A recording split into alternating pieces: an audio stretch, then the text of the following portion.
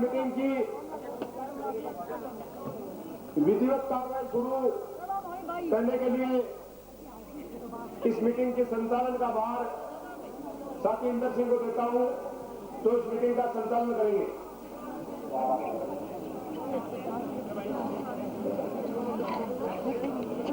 University के professor comrade Singh Ganga Sahib जी शर्मा आपको संबोधित करेंगे। साथी गंगा साहिब जी शर्मा।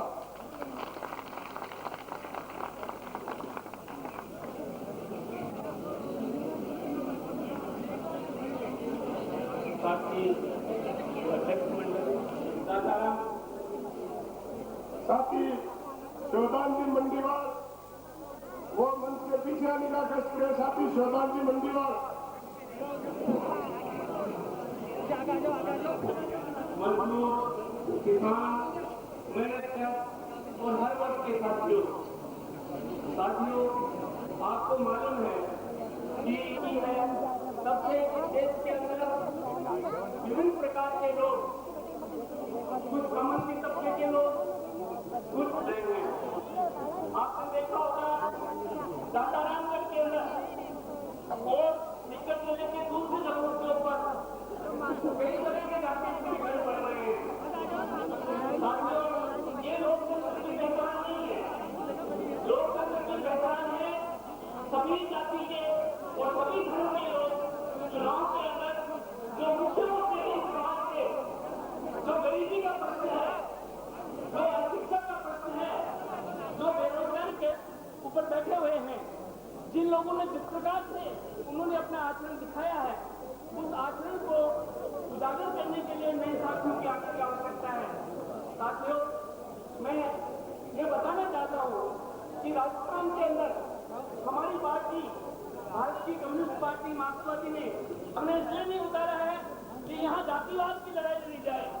हमने इसलिए नहीं उतारा है कि ये व्यक्ति यहाँ पर कुमाऊं बहु समाज के लोग हैं तो कुमाऊं को यहाँ से खड़ा किया जाए, क्योंकि हमारी मान्यता है कि जब तक जातिवाद, जब तक धर्म के पाखंडवाद इस देश में रहेगा, तब तक हमारी मूल समस्याएं हैं। हमारी बेरोजगारी है, हमारी शिक्षा का प्रश्न है, हमारे इन बच्चों के ऊपर उनके मुंह के ऊपर रोशनी का प्रश्न है। ये प्रश्न जो है हमारे सामने है। इसलिए साथियों, इस देश के अंदर पिछले वर्षों के अंदर जिस प्रकार से कांग्रेस ने और भारतीय जनता पार्टी की देश में, जब भारतीय जनता पार्टी आज के कुछ वर्षों पहले केवल 2 MP हुआ करते थे, उनको लगा कि राज्य सरकार पर इस तरह से नहीं पहुंचा जाता है, तो उन्होंने देश के अंदर सांप्रदायिकता का एक घर चलाकर देश के अंदर शुरू कर दी।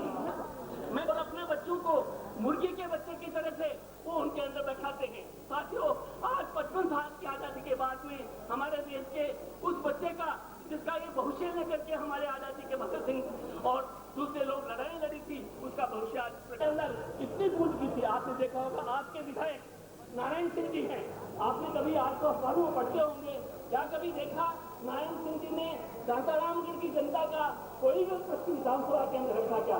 सुनते हैं लोग कहते हैं कि वहां जाकर के वो अपने क्वार्टर के अंदर पशु खेलते हैं और उनको दादारामगढ़ की जनता के की कोई फिक्र नहीं है।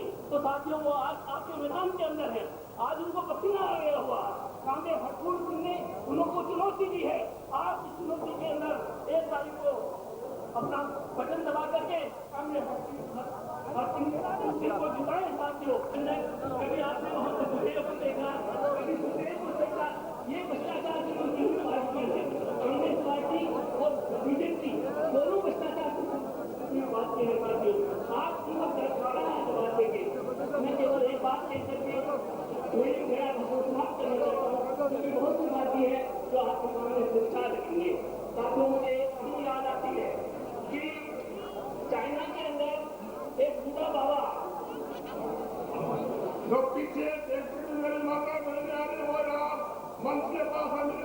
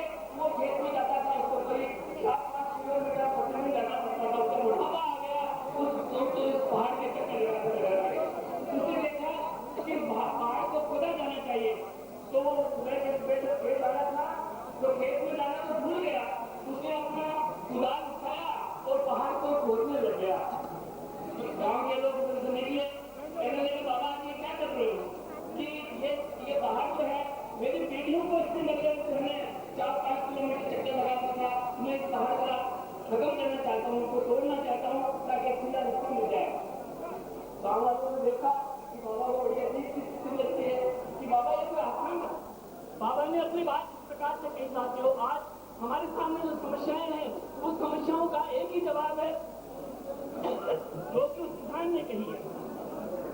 उस किसान ने कही है कि ये पहाड़ जो है वो कोई सजीव संस्कृति का पार्ट नहीं है, ये पत्थर है, इनको तोड़े जा सकते हैं, लेकिन ये पहाड़ जो है पूंजीवाद, सामंतवाद और ऐसे हजारों तरह की परेशानियां जो मानव के विकास के सामने होती है उसका एक प्रतीक है।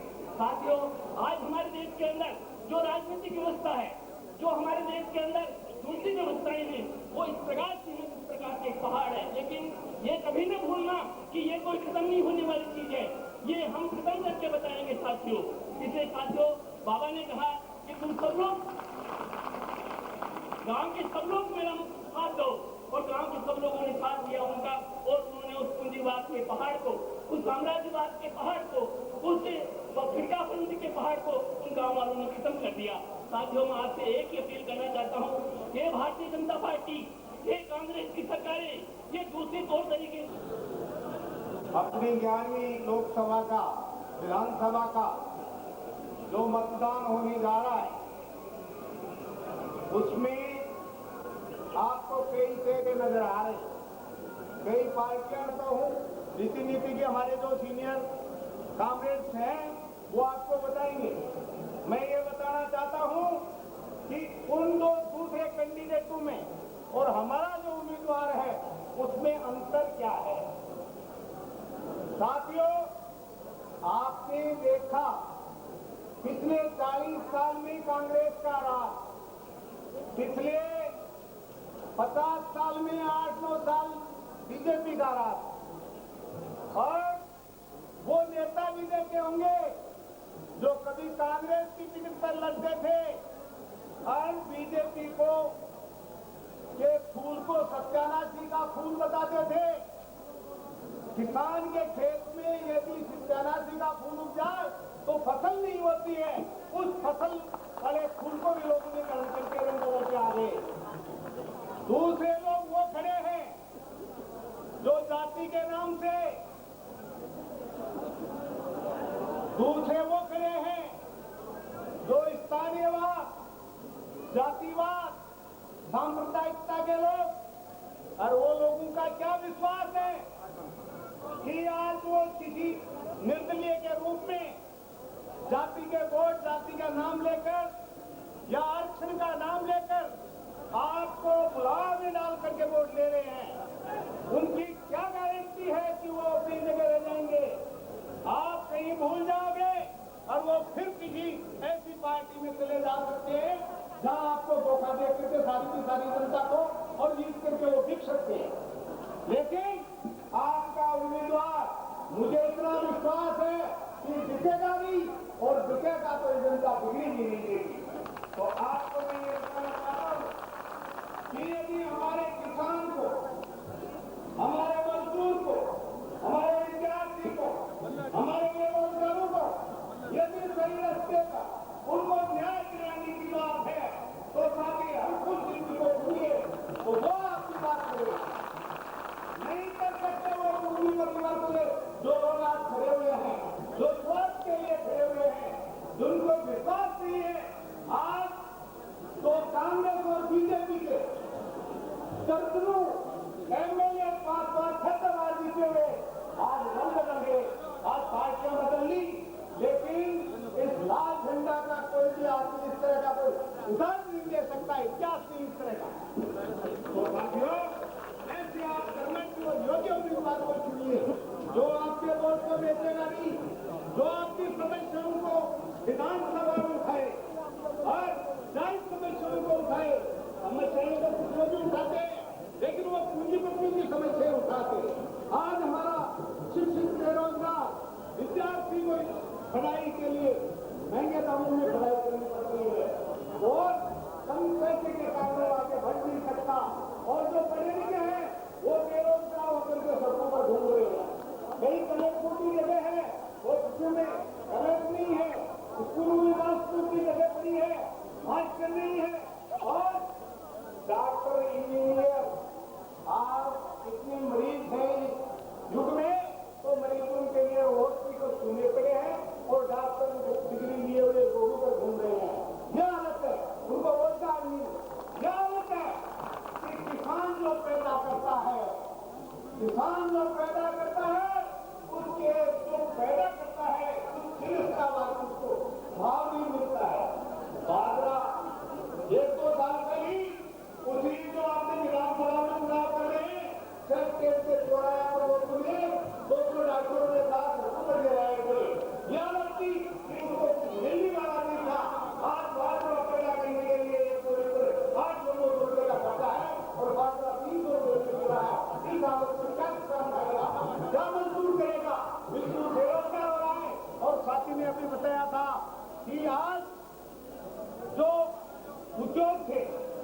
उसमें हमारे बच्चे काम करते थे। वो उद्योग ये केंद्र की सरकार और ये राजस्थान की सरकार मिलकर के ये हो रहा है कि एक एक उद्योग को बेच रहे हैं, स्लो पॉइजन दे रहे हैं। जो सार्वजनिक उद्योग थे, आप जानते हो रोडवेज थी, सस्ते और सही यात्रा करने वाली, उसके आगे बड़े बड़े लोगों की गाड़ियां, इन एमएलए एमपी मिनिस्टरों की गाड़ियां, इन आईएएस ऑफिसरों की गाड़ियां उनके आगे चल करके रोडवेज को बर्बाद कर दिया। और सरकार ने ये निर्णय लेना था कि इन कर्मचारियों को बेरोजगार करना था, बेरोजगार कर दिया।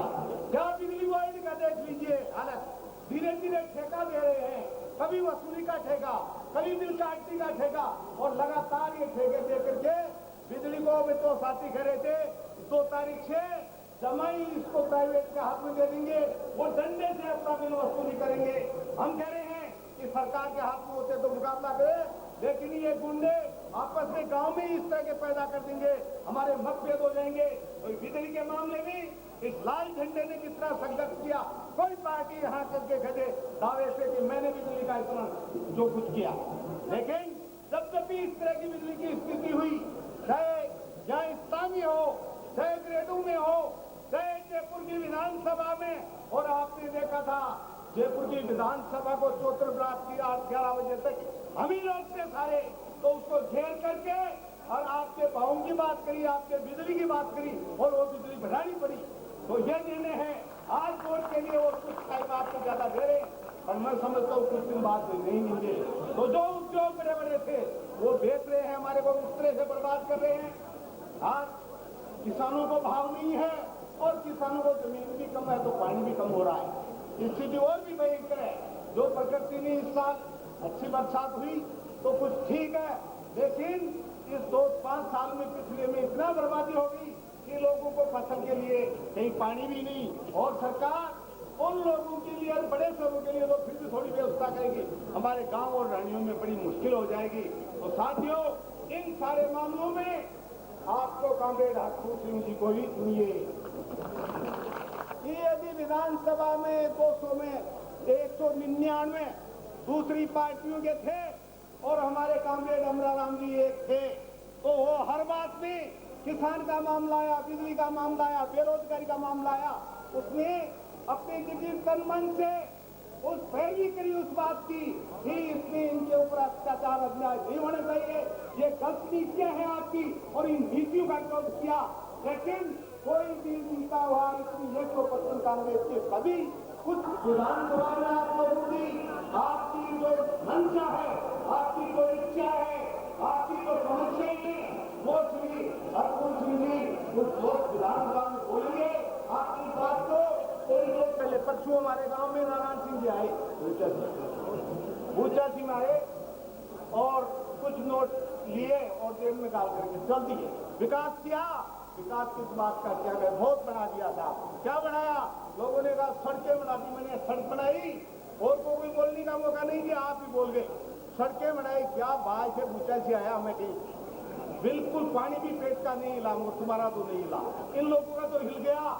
जो सड़क तुमने बनाई उससे पहले तो सारी टूटी हुई पड़ी है। तो उन्होंने विकास एक सड़क का नाम लिया है, और उनके विकास के नाम का उनके पास कोई चीज नहीं है। जो सड़कें आप देखते हो रोजाना की, आप जो खड्डे पड़े हुए हैं उनपे, जो ग्रेवल रोड थे वो टूट चुके हैं, जो डामर रोड थी वो भी खराब हो चुकी है।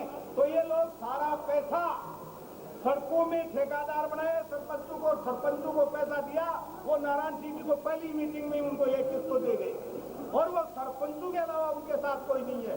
सरपंचों को साथ इसलिए है, 1-2 किस्त उनका 1-2 लाख रुपए हर एक सरपंच के बाकी रखती है, इसलिए सारे सरपंच और उनके इर्द गिर्द रहने वाले कुछ लोग उसके साथ रहे हैं। मैं ये कह रहा हूँ कि जब ऊंट पड़ता है तो ऊंट के बहुत से चींटड़े लगे हुए होते, तो चींटड़े साथ ही मर जाते हैं, कोई नहीं बचता। इसलिए यदि इसको डाल दिया, तुमने इनको घेर दिया, तो ये सारे जो इनके इर्द गिर्द चमचे छूटे हैं सारे समाप्त हो जाएंगे। और ये कामरेड आपका इंकलाब का नारा वहाँ विधानसभा में गूंजाएंगे। जय हिंद। मंच पर आमंत्रित है, मंच पर आने जाकर अगले वक्ता के रूप में हरियाणा किसान सभा के अध्यक्ष कामरेड फूल सिंह जी आपको संबोधित करेंगे। दाता रामगढ़ के इलाके से आए हुए मेरी बहादुर जनता, सबसे पहले तो मैं हरियाणा के किसानों की तरफ से दाता रामगढ़ के तमाम बुजुर्गों को, नौजवान साथियों को, मेरी माता और बहनों को इस लाल झंडे को उठाने के लिए आपको क्रांतिकारी मुबारकबाद देता हूं। दोस्तों, मैं आपके बीच में कोई लंबा चौड़ा भाषण करने के लिए नहीं आया हूं, दो चार बात करने के लिए आया हूं। आज बड़े दुख की बात है कि 57 साल की आजादी के बाद आजादी को हासिल करने के लिए जिन मेरे ऐसे 17 से 22 साल के नौजवान जिन्होंने हत्या से फांसी के फंदे को चूमा था, भगत सिंह, राजगुरु और सुखदेव जैसे नौजवान जिन्होंने एक सपना लिया था कि हमें बेशक फांसी के ऊपर जाना पड़े, हमें काल कोठरी में जेल की सजा काटनी पड़े, हम इस देश को आजाद करवाएंगे। आजादी के बाद उनका केवल मतलब ये नहीं था कि गोरे लोग यहां से चले जाएं और यहां के रजवाड़े लोग इस देश की गद्दी के ऊपर बैठ जाएं। उनका मतलब साफ था कि हिंदुस्तान आजाद होने के बाद हिंदुस्तान की जनता के चुने हुए नुमाइंदे इसके ऊपर राज करेंगे, सबको न्याय मिलेगा, सबको रोटी मिलेगी, सबको रोजगार मिलेगा, सबकी इज्जत होगी, हर व्यक्ति की बीमारी और शिक्षा का इलाज सरकार की जिम्मेवारी होगी। ये एक सपना था उनका। बड़े दुर्भाग्य की बात है, 57 साल की आजादी के बाद इस देश में जिमुमरे खंडेला में अरे हम 2 गाड़ी लेके जाते हैं सुभाष नेहरा के साथ, 100 गाड़ियों के काफिले आते हैं। अचंभा होता है, क्यों? क्योंकि वो गाड़ियों के काफिले दिखा के 100, 200 गाड़ियों के काफिले दिखा के जनता को प्रभावित करना चाहते हैं और प्रभावित करके जाति के, बिरादरी के, इलाके के, गोद के आधार पे जनता को बांट के आपके वोट पे डाका डालना चाहते हैं। डाका डाल के वोट हथिया लेते हैं और फिर 5 साल तक जयपुर में जाके मौज मस्ती करते हैं, पैसा कमाते हैं, अपना घर भरते हैं या अपने रिश्तेदारों का घर भरते हैं। 1-1, 2-2 आपके राजस्थान में पता नहीं क्या कहते हैं, हरियाणा में तो हम उनको बिंडा कहते हैं। बिंडा जानते हो?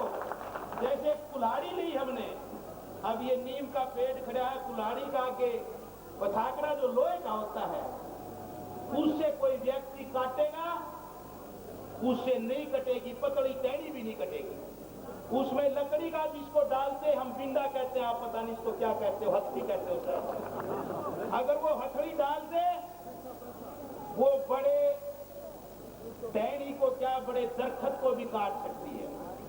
तो फिर ये 1-1, 2-2 ये एमएलए और एमपी गांव के साथ अपने बिंडे पालते हैं। बिंडे जो किसान और मजदूर की एकता को तोड़ते हैं, जात और बिरादरी के आधार पे। खंडेला में हमने देखा एक कोई वहां एमएलए कांग्रेस का मिस्टर महादेव, उसके गांव में 3 बजे हम 2 दिन पहले मीटिंग कर रहे चौक में, उसके घर के पास एक शराब पिया हुआ नौजवान नाचता है। हमें बड़ी शर्म आई, अरे क्या होगा इस देश का? अरे भगत सिंह ने क्या सपने लिए थे? आज ये कांग्रेस पार्टी जिसका आजादी के आंदोलन में कुछ नेताओं का अच्छा योगदान था, उसकी जगह पैदा हो गए महादेव जैसे, नारायण सिंह जैसे। क्या होगा? उनके बेटे उनके खिलाते हैं, कचौड़ी भी खिलाते हैं और कुछ मेरे थैली मार भाइयों को शाम को थैली भी पिलाते हैं। बच के रहना, बड़ी बड़ी गाड़ियों के काफिले हैं, बड़े तंबू हैं। और एक बात क्या बच के और जीत में बदलने के लिए मैं अर्ज करना चाहूंगा मेरे सभी बुजुर्गों से, नौजवान दोस्तों से, मेरी माता और बहनों से, कि 3 दिन का समय बचता है। 3 दिन का समय आप कामरेड हरपुर सिंह के नाम कर दो, बाकी 5 साल ये वायदा करता हूं कि कामरेड हरपुर सिंह फिर आपके नाम कर देंगे, जो मर्जी करवा लेंगे। जुट जाओ गांव-गांव जाकर के पर्चियां डलवाने में। और जो मेरे भाई वो भूल से दूसरी गाड़ियों में चढ़ रहे हैं पूरी खाने के चक्कर में, कचौरी खाने के चक्कर में, उनको भी उतार लो समझा के और कह दो नई लहर चल चुकी है। पूरी 2 दिन खा लोगे, 3 दिन खा लोगे, इसके बाद क्या खाओगे? फिर वही बाजरे की रोटी।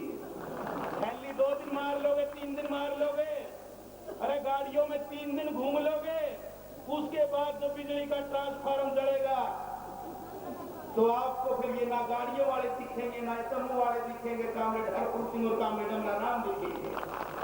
इसलिए लंबी बात ना करते हुए अपील करना चाहता हूं तमाम जनता से कि आप 1 तारीख को सुबह सुबह उठ करके अपने अड़ोस में पड़ोस में सभी महिलाएं, मेरी माता और बहन, पूरे हिम्मत और हौसले के साथ अपने इलाके की तमाम औरतों और महिलाओं को साथ लेते हुए अपने होश आवाज से बटन दबाने का काम करना। अगर आप सच्चाई और ईमानदारी को पसंद करते हो, अगर आप सिद्धांत और वसूलों की राजनीति को पसंद करते हो, अगर आप अपना वोट आत्मा की आवाज के ऊपर डालते हो, तो पक्की बात है कि आपका मुट्ठा राष्ट्रीय घोड़े के निशान के ऊपर, उस बटन के ऊपर जाएगा और कोई रोक नहीं पाएगा। इसलिए उम्मीद करता हूं कि आप 1 तारीख को अपना कीमती वोट आप खुद भी, पूरे इलाके की जनता कांग्रेस के हक में बटन दबा के, जातीय घोड़े का निशान का बटन दबा के, जो सीकर के अंदर लहर चली जिले में आपका इलाका भी उसमें अग्रणी होगा, ऐसी उम्मीद करते हुए मैं आपका एक बार फिर हरियाणा की जनता की ओर से, हरियाणा के किसानों की ओर से आपको फिर मुबारकबाद देता हूं। जय संगठन, जय एकता। अब आपको कम्युनिस्ट पार्टी हरियाणा के सचिव कांग्रेस इंद्रजीत सिंह संबोधित करेंगे। साथी इंद्रजीत। यहाँ पर दातारामगढ़ विधानसभा क्षेत्र के कोने कोने से आए हुए आदर के योग बुजुर्गों, नौजवान साथियों, माताओं, बहनों और प्यारे बच्चों, हम आपके सामने इस चुनाव को लेकर कोई लंबा भाषण नहीं देना चाहते। राजस्थान की राजनीति के बारे में, सीकर जिले की राजनीति के बारे में, दातारामगढ़ विधानसभा क्षेत्र की हालात के बारे में आपसे ज्यादा कोई नहीं जानता। हम केवल छोटा सा संदेश हरियाणा के जनता की तरफ से आपके सामने पेश करने के लिए आए हैं। राजस्थान से कामरेड शोभत सिंह, साथी अमला राम जी, कॉमरेड हैदराम बेनीवाल जी हमारे हरियाणा के अंदर इलेक्शनों में भी और हमारी लड़ाइयों के अंदर भी यहाँ से जाते रहे, समर्थन करते रहे।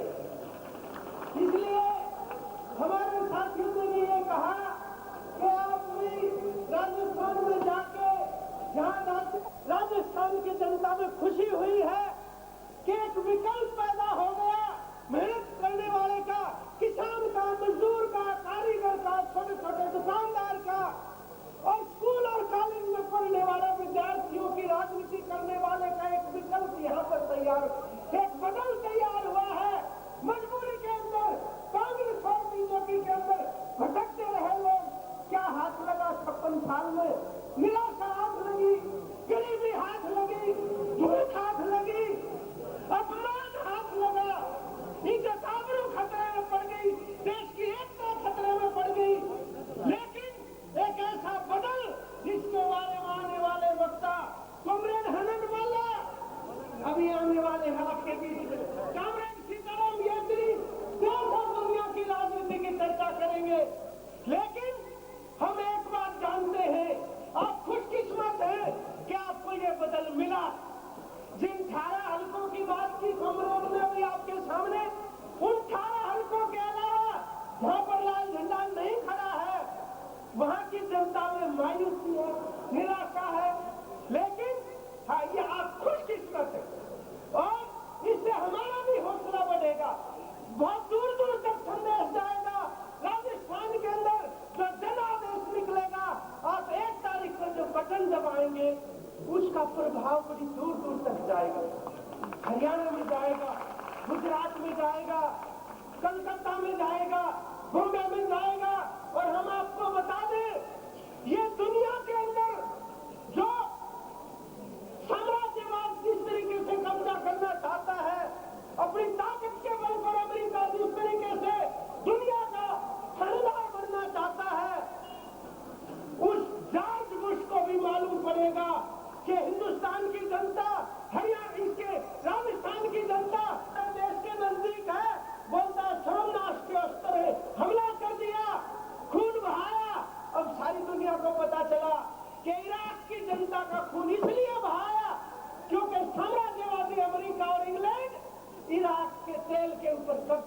चाहते हैं। जिस तरह वो इराक के तेल के ऊपर कब्जा करना चाहते हैं, वो राजस्थान की, हरियाणा की खेती के ऊपर भी कब्जा करना चाहते हैं। वो हमारे देश की बिजली पर कब्जा करना चाहते हैं, हमारी स्वास्थ्य सेवाओं पर कब्जा करना चाहते हैं, यूनिवर्सिटी, कॉलेज और स्कूल के ऊपर कब्जा करना चाहते हैं। और ये बड़े दुख की बात कि ये कांग्रेस और बीजेपी आवाज नहीं उठा रहे। अभी 2 महीने पहले, 3 महीने पहले लोकसभा के अंदर बिजली बेचने का जो कानून पेश हुआ, बिजली को बेचने का कानून, तो अपना तलाश पहने हुए हैं, हाथ में दस्ताने, ये दोनों दलों के लोग इस सिरे से उस सिरे तक सब शरीके जुर्म हैं। आदमी या तो हिमायत पर, आदमी या तो जमानत पर या है या फरार।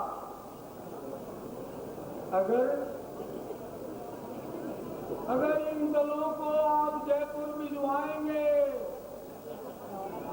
अगर इन दोनों दलों को आप जयपुर भिजवा देंगे, तो रोशनी के शहर में बस एक धुआं रह जाएगा, धुआं रह जाएगा।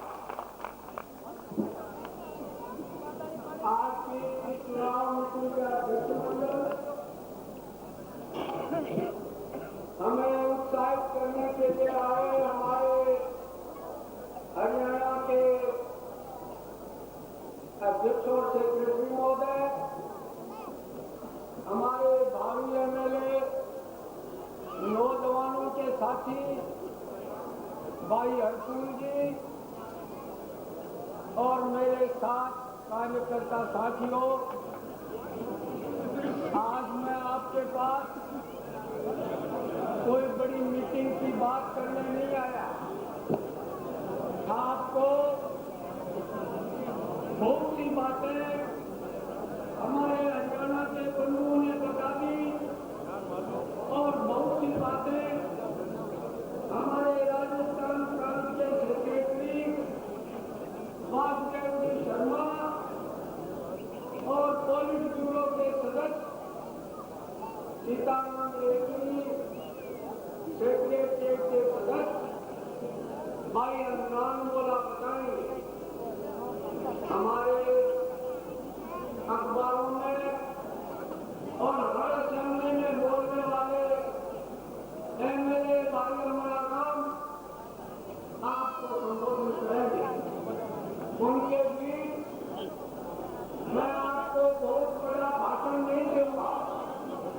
मैं आपको केवल मात्र ये बताने आया हूं कि आपने और हमने आज तक केवल दोनों पार्टियों को देखा है।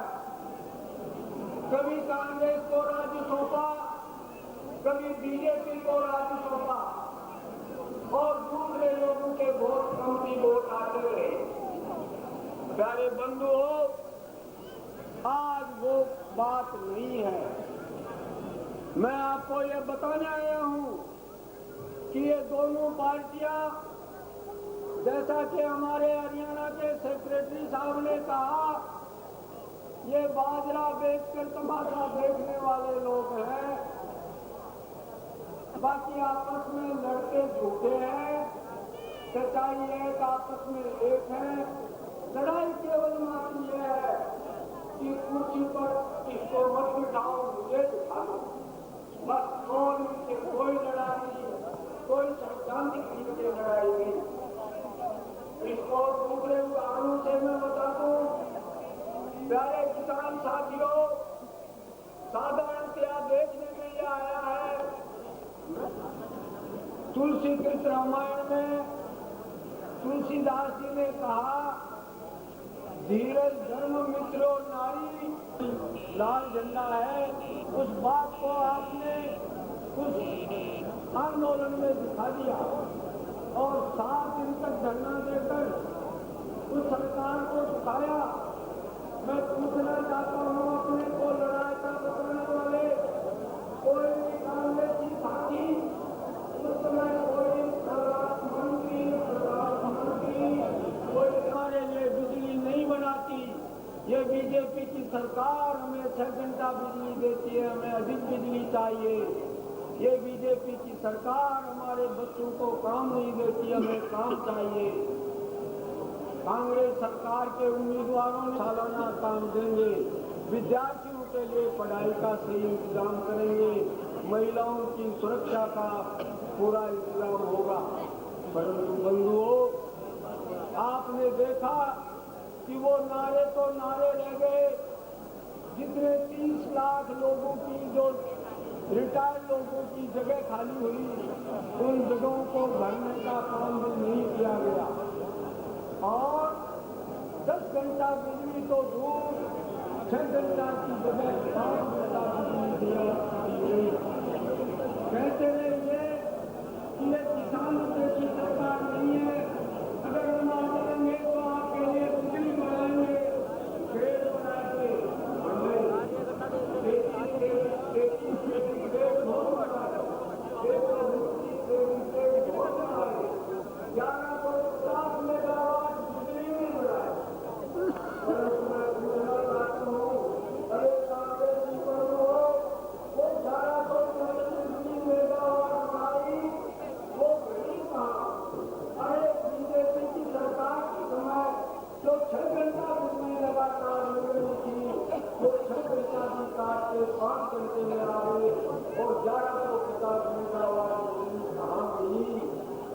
जब आप ये पूछेंगे तो उनके पास जवाब नहीं है, क्योंकि सही जवाब तो देना नहीं चाहते।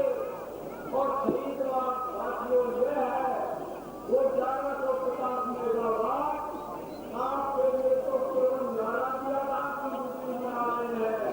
सच्चाई ये है कि वो बिजली बना रहे थे अपने उद्योगपति साथियों के लिए, और वो उद्योगपतियों को बिजली होगी।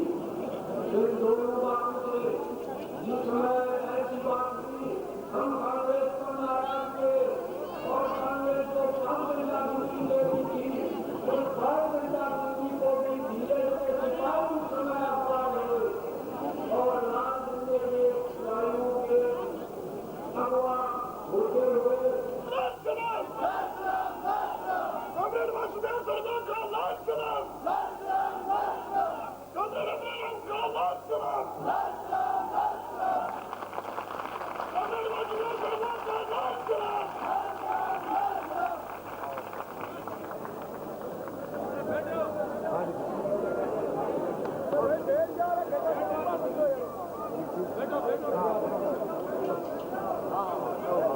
करना चाहता हूँ, जरे ये जरा बेच देंगे, जरा बेच देंगे, गगन बेच देंगे, सुमन बेच देंगे, चमन बेच देंगे।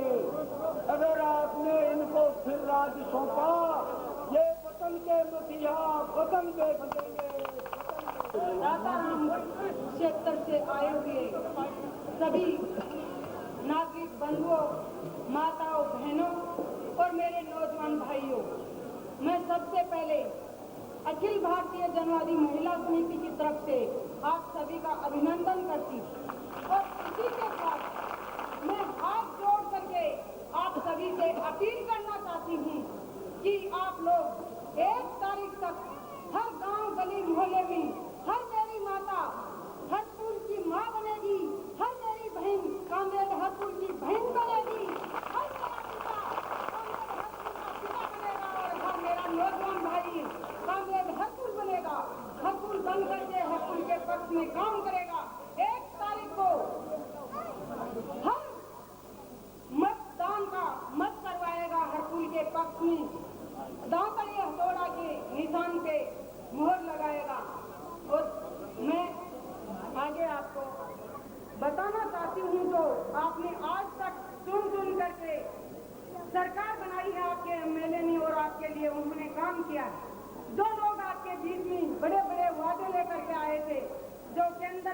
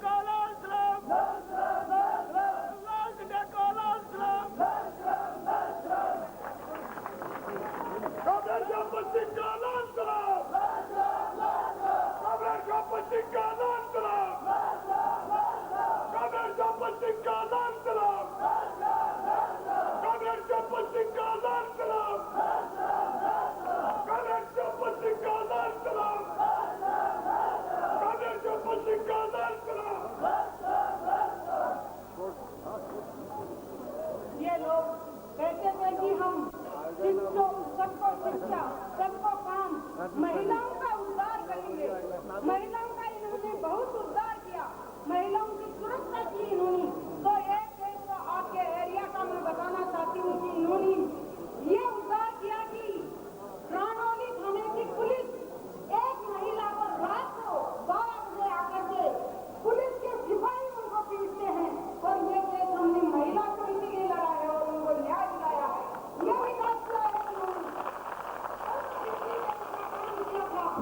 तो बिजली क्या काम दिया आपको? जाते ही ये काम किया कि 2 घंटे बिजली मिलेगी किसानों को, और जो बड़े बड़े कारखाने हैं उनको बाकी बिजली दी जाएगी चाहे उनका कितना ही बिल बकाया हो, और किसान का अगर 1000 रुपया बकाया हो जाएगा तो वो कौन होगा, उसका कनेक्शन काट दिया जाएगा। और इसके लिए भी धोख की जनता ने आपके ऊपर बहुत बड़ा एहसान किया था, और आप इस एहसान को अब चुकाएंगे। मुझे लग रहा है कि जनता की जनता उसको चुकाएगी। धोख की जनता ने लाल झंडे का अधिकारी देखा था विधानसभा में, तो विधानसभा में जाकर के उस लाल झंडे के सिपाही ने आपके पक्ष में विधानसभा की ईंट से ईंट बजा दी। लोगों आपको तो अगर एक एमएलए विधानसभा नहीं करने देता है तो अगर दूसरे जिले की जनता 5 लोगों को ले लेगी तो किसान की हक को उन लोगों से छीन के आपके पास पहुंचाएंगे। हम लोग यही वादा करते हैं आपसे, हम ये नहीं कहते कि हम सरकार बना लेंगे, हम सरकार नहीं बनाएंगे। बिजली की समस्या होगी तो ये आपके लिए लड़ेगा, चाहे मजदूर की समस्या होगी तो ये आपके लिए लड़ेगा। अगर एक महिला, दुखी महिला उसको आवाज लगाएगी तो उसके लिए इसको लड़ाई लड़नी पड़ेगी। तो भाइयों, आप लोग सोचो, आप तो उसकी लाइए उसकी बुआजी तोड़े और उसको सड़क पे लाके खड़ा कर देंगे। इसी के साथ मैं तो लास्ट में समाजवादी महिला समिति की तरफ से आपसे अपील करूंगी कि आप लोग कांग्रेस हरपुर सिंह बनने के 3 जन तक इस फसल की रखवाली करेंगे और इसके पक्ष में वोट गिराएंगे। इंकलाब जिंदाबाद। आपको भारतीय कम्युनिस्ट पार्टी मार्क्सवादी के तहसील सचिव व किसानों के गुजार मसीहा कामरेड रुकाराम संबोधित करेंगे। साथी रुकाराम।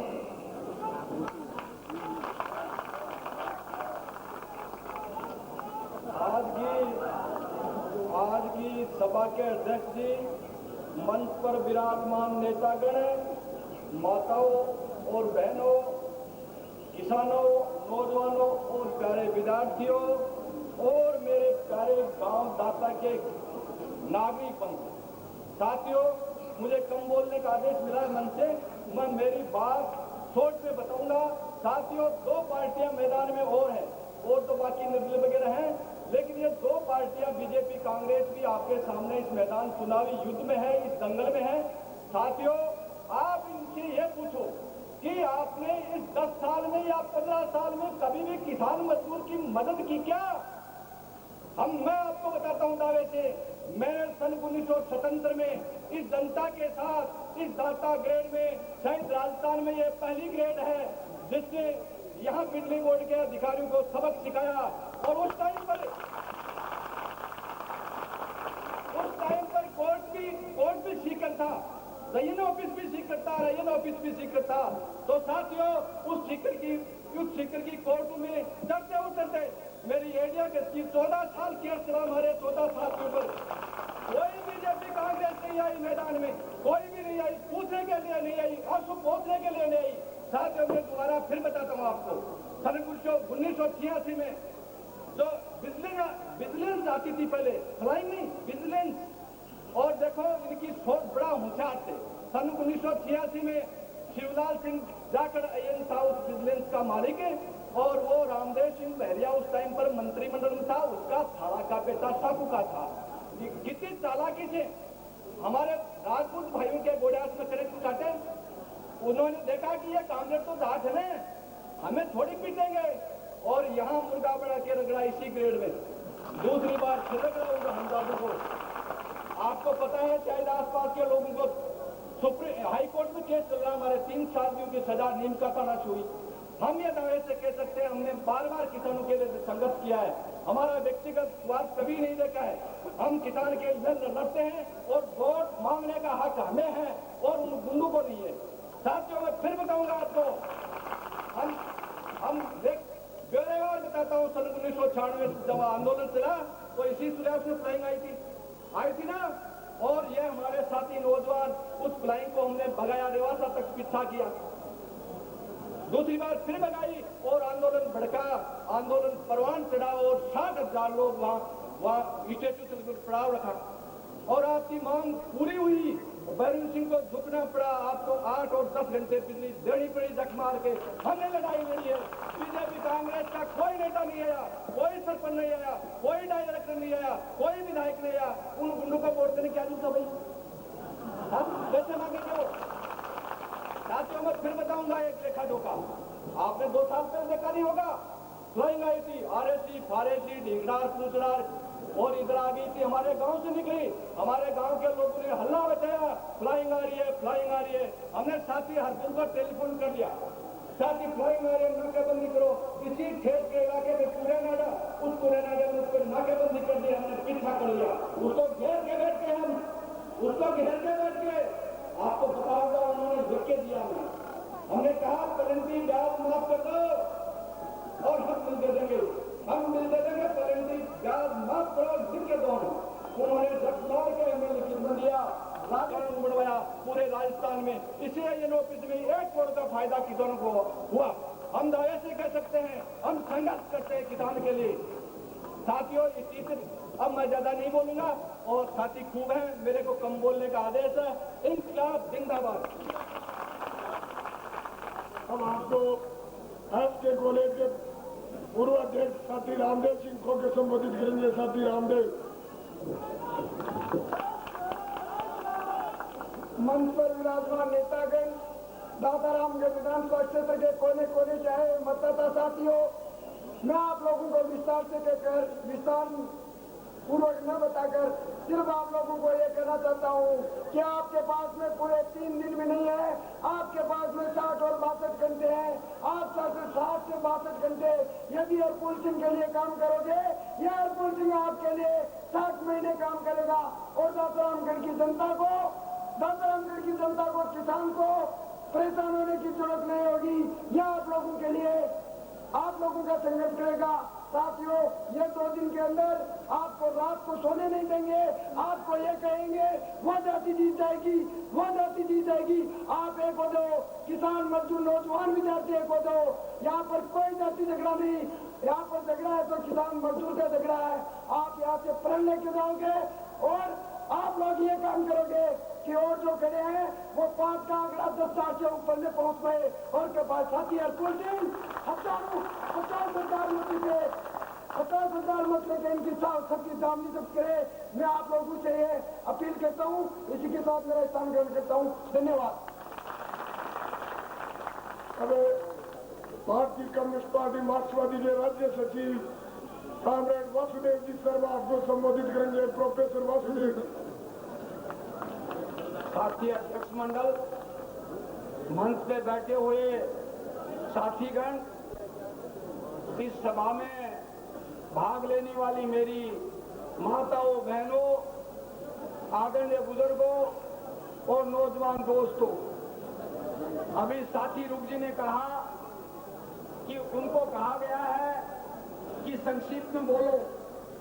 मुझे कहा तो नहीं गया है, लेकिन भारत की कम्युनिस्ट पार्टी मार्क्सवादी के राज्य सचिव होने के नाते जब युद्ध अंतिम चरण में पहुंच जाता है तो भाषण का समय समाप्त हो जाता है और उस समय एक ही निवेदन किया जाता है जो खोदे रण क्षेत्र में है कि आने वाले युद्ध के अंदर विजय के लिए तैयार हो जाओ।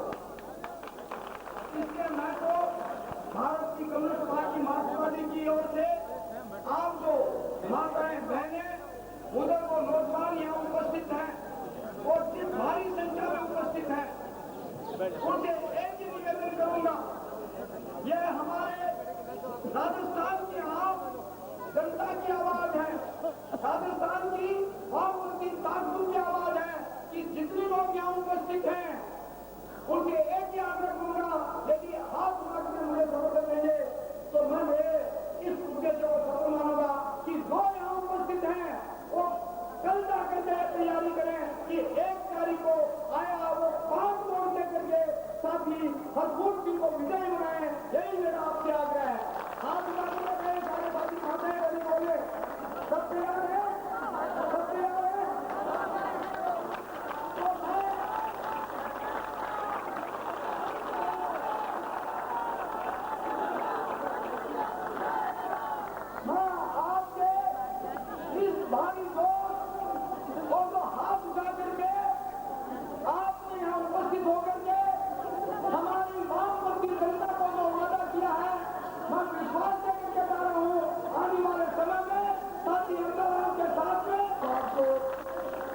अखिल भारतीय किसान सभा के राष्ट्रीय अध्यक्ष संपूर्ण आज सभा के सभापति जी, मंच में बैठे मेरे सम्मानीय साथियों, दादा गांव से ढाणी से आए हुए किसानों, नौजवानों और मेरी माता और बेटी, दादा के लोगों, आप बहुत खुशनसीब हैं कि मार्क्सवादी कम्युनिस्ट पार्टी ने हरफूल सिंह जैसे लाडले बेटे को आपको सामने उम्मीदवार के रूप में पेश किया।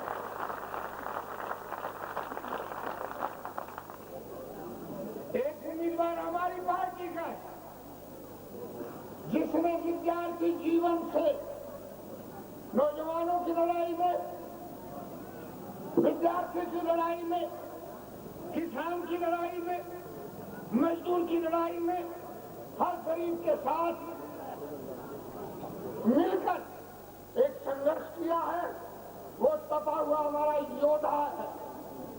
और दूसरी तरफ सत्ता के गलियारे में खड़ा हुआ है ये कांग्रेस ने, ये देश कांग्रेस के पास की जागीर नहीं है, ये जागीर बना के यहाँ पर रहना चाहते हैं। नारायण सिंह को कोई अधिकार है?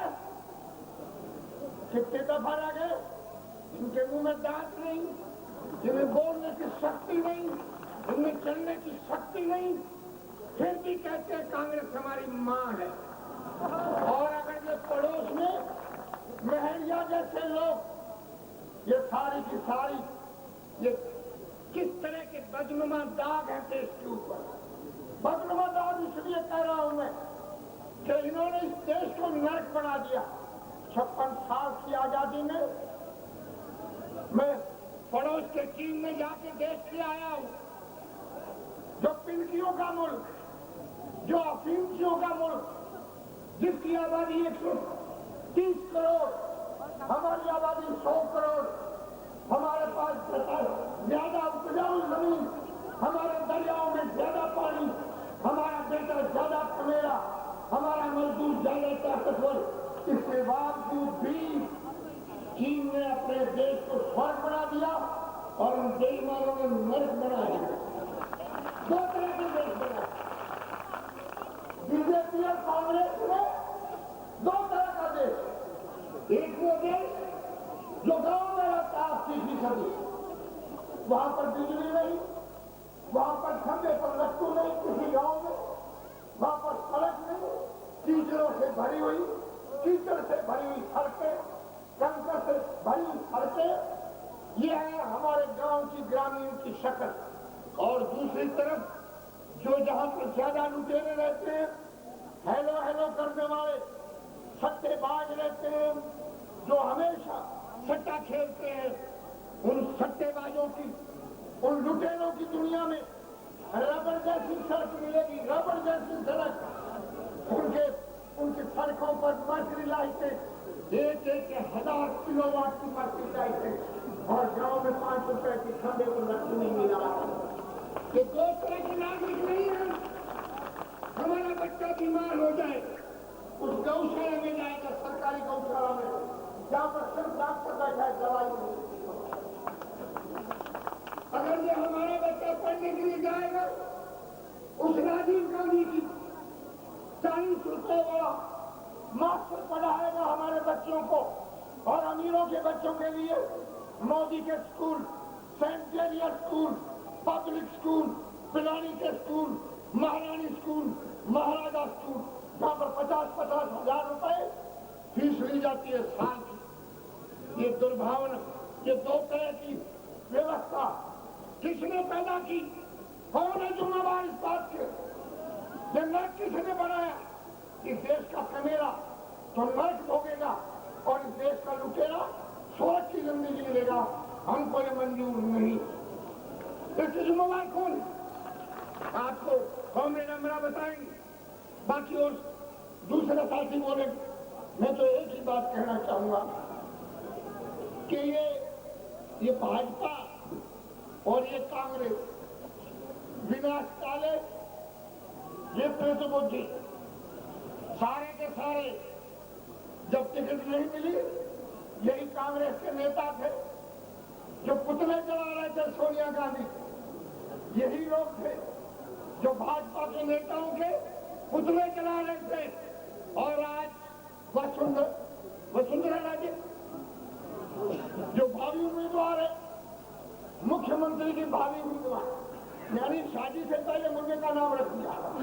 अरे अभी तो बनेगी कि नहीं बनेगी वो, ये इनका प्रजातंत्र है अटल बिहारी वाजपेयी का, ये लोकतंत्र है। कौन चुनेगा?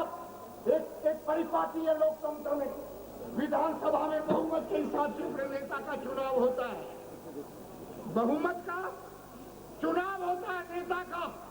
मगर हमारे ये बीजेपी के नेताओं ने अभी चुनाव नहीं लड़ा, 6 महीने पहले घोषणा कर दी कि हमारी नेता कौन? बोले विजय राजे सिंधिया। विजय राजे सिंधिया कौन है?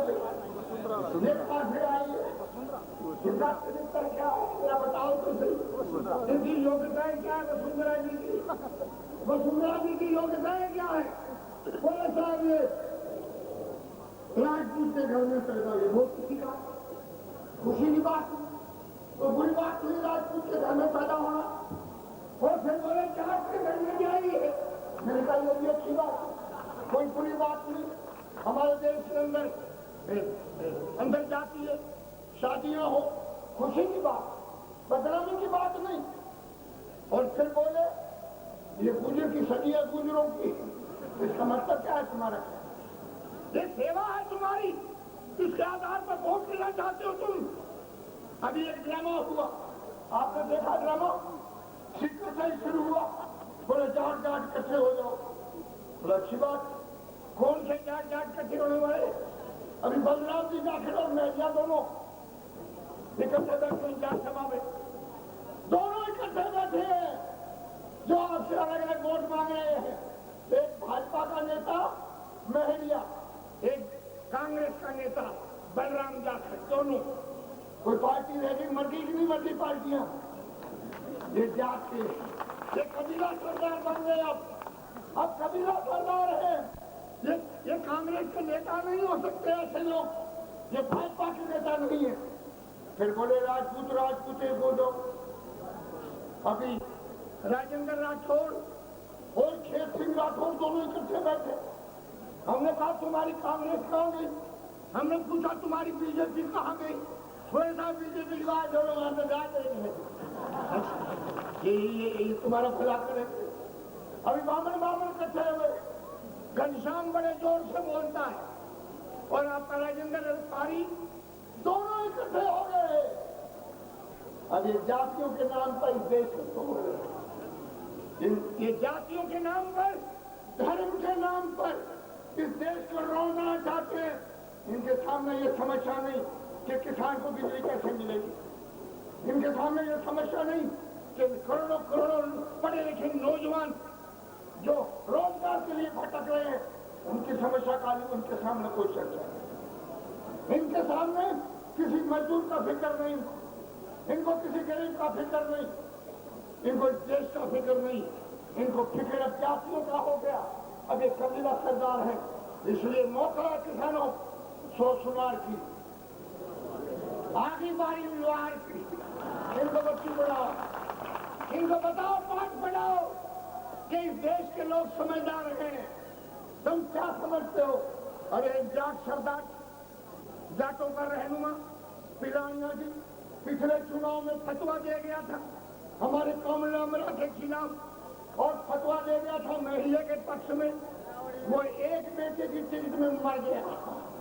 ये है हमारे जाट नेता की शक्ल, ये है इनकी कुर्बानियां, इनकी कुर्बानियां देखो। जब तक वो डीआईजी रहे, जब तक वो आईजीपी रहे, उन्होंने किसी किसान के बेटे को नौकरी नहीं, और जब बिके तो इतने सस्ते बिके कि एक बेटे की टिकट में मर गए। ये हालत हो गई। ये हालत हमारे भाई के लिए अध्यक्ष मर गया और एक बेटे की टिकट के लिए सुरक्षित मर गया। किसके भरोसे हो नौजवानों? इस देश को बचाने की जिम्मेवारी, इस देश को बचाने की जिम्मेवारी आपकी, हमारी सबकी जिम्मेवारी है।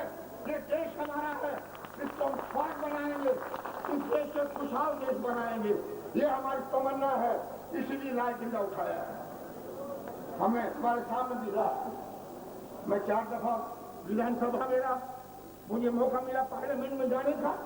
मेरे पास बहुत लोग खरीदार आए। मेरे पिता से जनता पार्टी में दर्शन बोला 77 में 70 में बोला हमने मंत्री बना दें आपको, बाबा वाली पार्टी में आ जाओ। हमने कहा हमने किताब और पढ़ी। अरे हम भगत सिंह तो नहीं बन सकते, मगर इस देश के नागरिक हैं, हम गैर जमानत इस देश को बनाना चाहते हैं। आखिर में मुझे एक छोटी सी किस्सा याद आ गया। एक सासू बड़ी चालाक थी, बुद्धि हो गई, समझदार भी थी, क्योंकि कई सासुएं बैठी है इसलिए मैं डर रहा हूं। कई सासुएं बैठी है इसलिए मैं ज्यादा उनकी बुराई नहीं करूंगा, मगर वो सासू बड़ी होशियार, ये बहू है बहुत बढ़िया।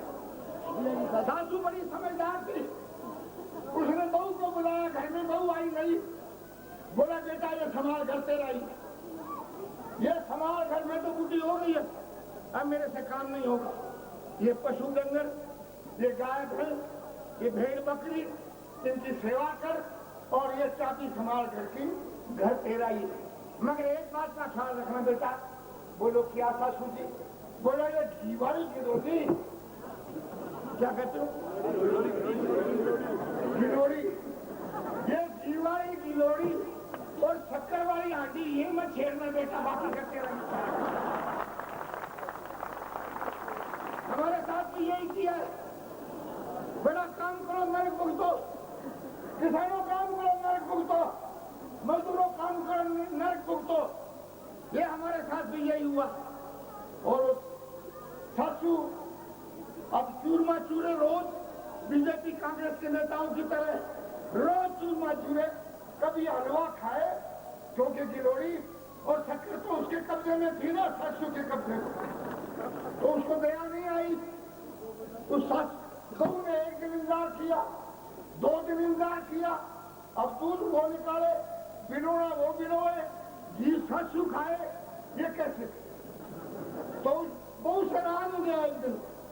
एक दिन सासू से बोले सासू मेरी बात सुन ले, मेरे हिस्से की शक्कर और मेरे हिस्से का घी मेरी थाली में डाल दे, वरना मैं तो गिलोड़ी और आंडी फोड़ूंगी। मेरा है मौका आ गया, गिलोड़ी फोड़ो, बीजेपी और कांग्रेस की गिलोड़ी फोड़ दो और बुढ़िया सासू को और दादा का रेस्ट करो, आप खाट में जाओ। ये तो सासू है ना, सासू को बहुत कुछ याद करने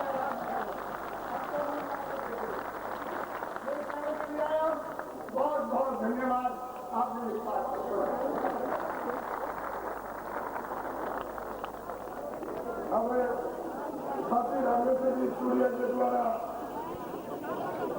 किसान मजदूर के गुजरात साथी विधायक का नाम का सभा के स्वागत के लिए साथी रामेश्वर सूर्य किसान सभा ग्राम कमेटी प्रधानमंत्री से सामने रामचंद्र ऐसा सामने भरपूर सिंह का बालापुर के स्वागत के लिए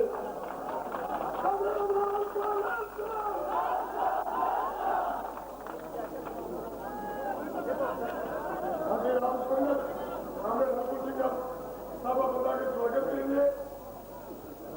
इस साल की अध्यक्ष युवती जी देवाल मंच के पर स्वागत करें।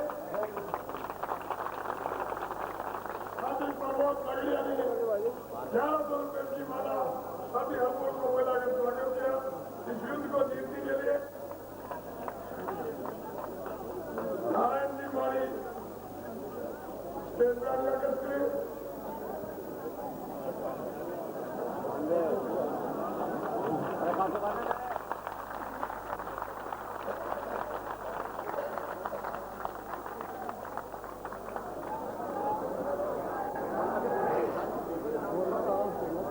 जमीन जी पेन रुकिए बना दो रुकिए बना दो बिल्कुल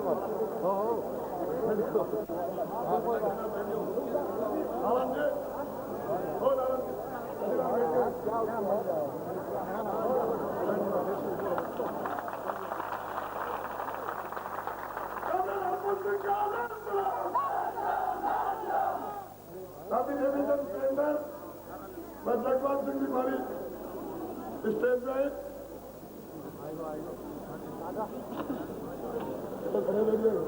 हमने रुकाराम जी का साथी राजेंद्र जी के द्वारा सभा बंदा का स्वागत किया जा रहा है।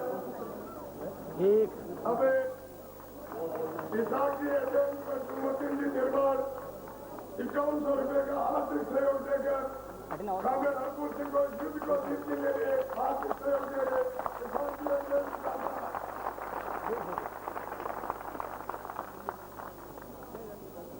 इस युद्ध को जीतने के लिए नारायण जी हमारे दादा के द्वारा 5100 रुपए का आर्थिक सहयोग देकर कांग्रेस हरपुर सिंह का माल्यार्पण किया जा रहा है।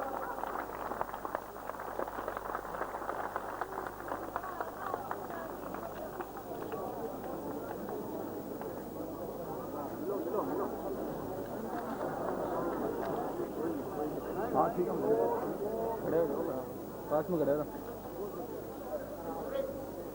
गाड़ी ले गया जगमोहन सिंह जी मारी सांगलिया मैं पवरलाल जी मारी सांगलिया की ओर से कामरेड हरपुर सिंह के बराबर बदन से सिक्कू से 2 लीटर थैली भेंट करेंगे जगमोहन सिंह जी मारी सांगलिया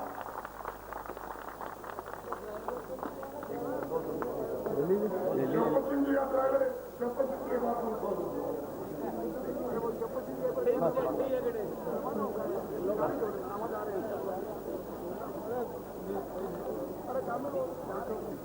कामरेड हरपुर सिंह को इस युद्ध को जीतने के लिए 31,000 रुपए की थैली भेंट कर रहा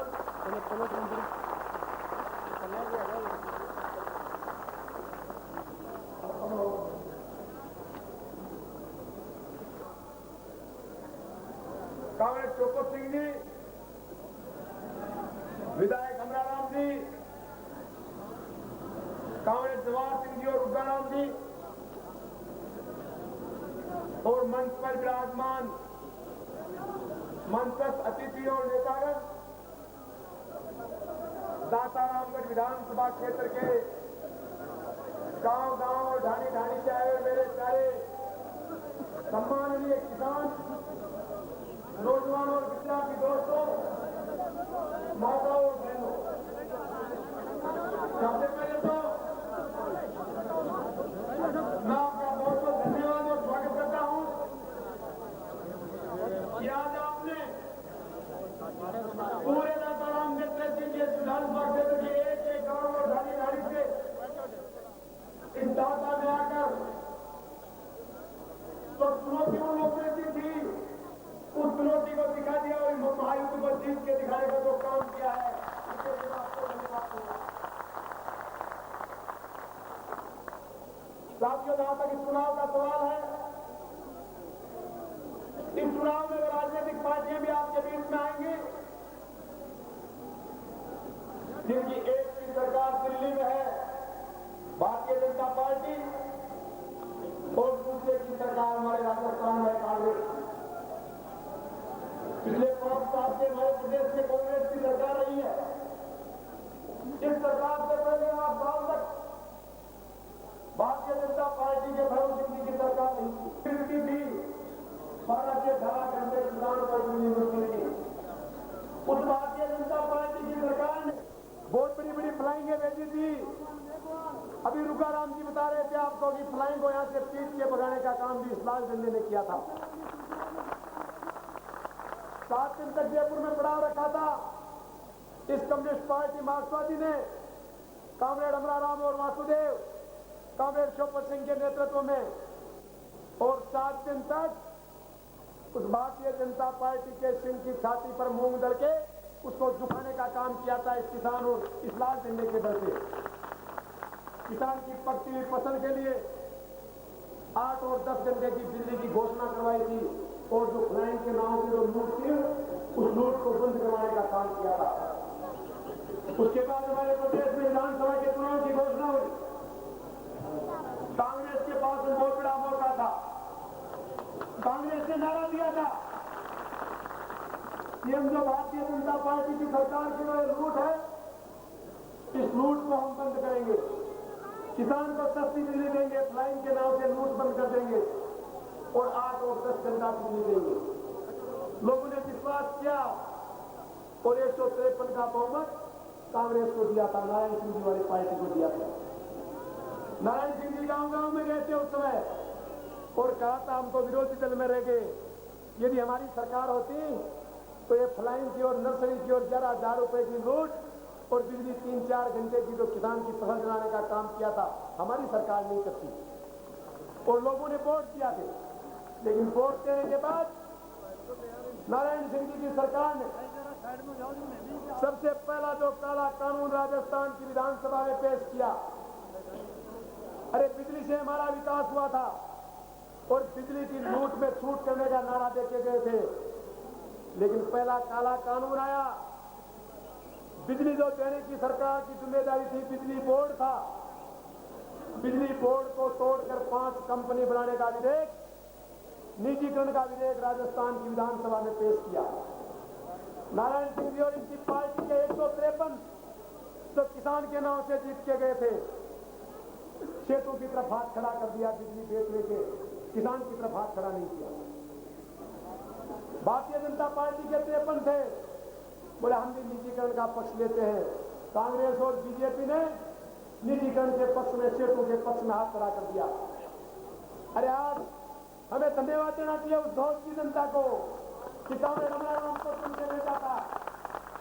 उस समय लड़ाई लड़ी थी विधानसभा में अमराराम ने और इस विधेयक को फाड़ कर फेंकने का काम भी किया था और कहा था उस समय कि विधेयक राजस्थान के किसान और मजदूर को बर्बाद कर देगा।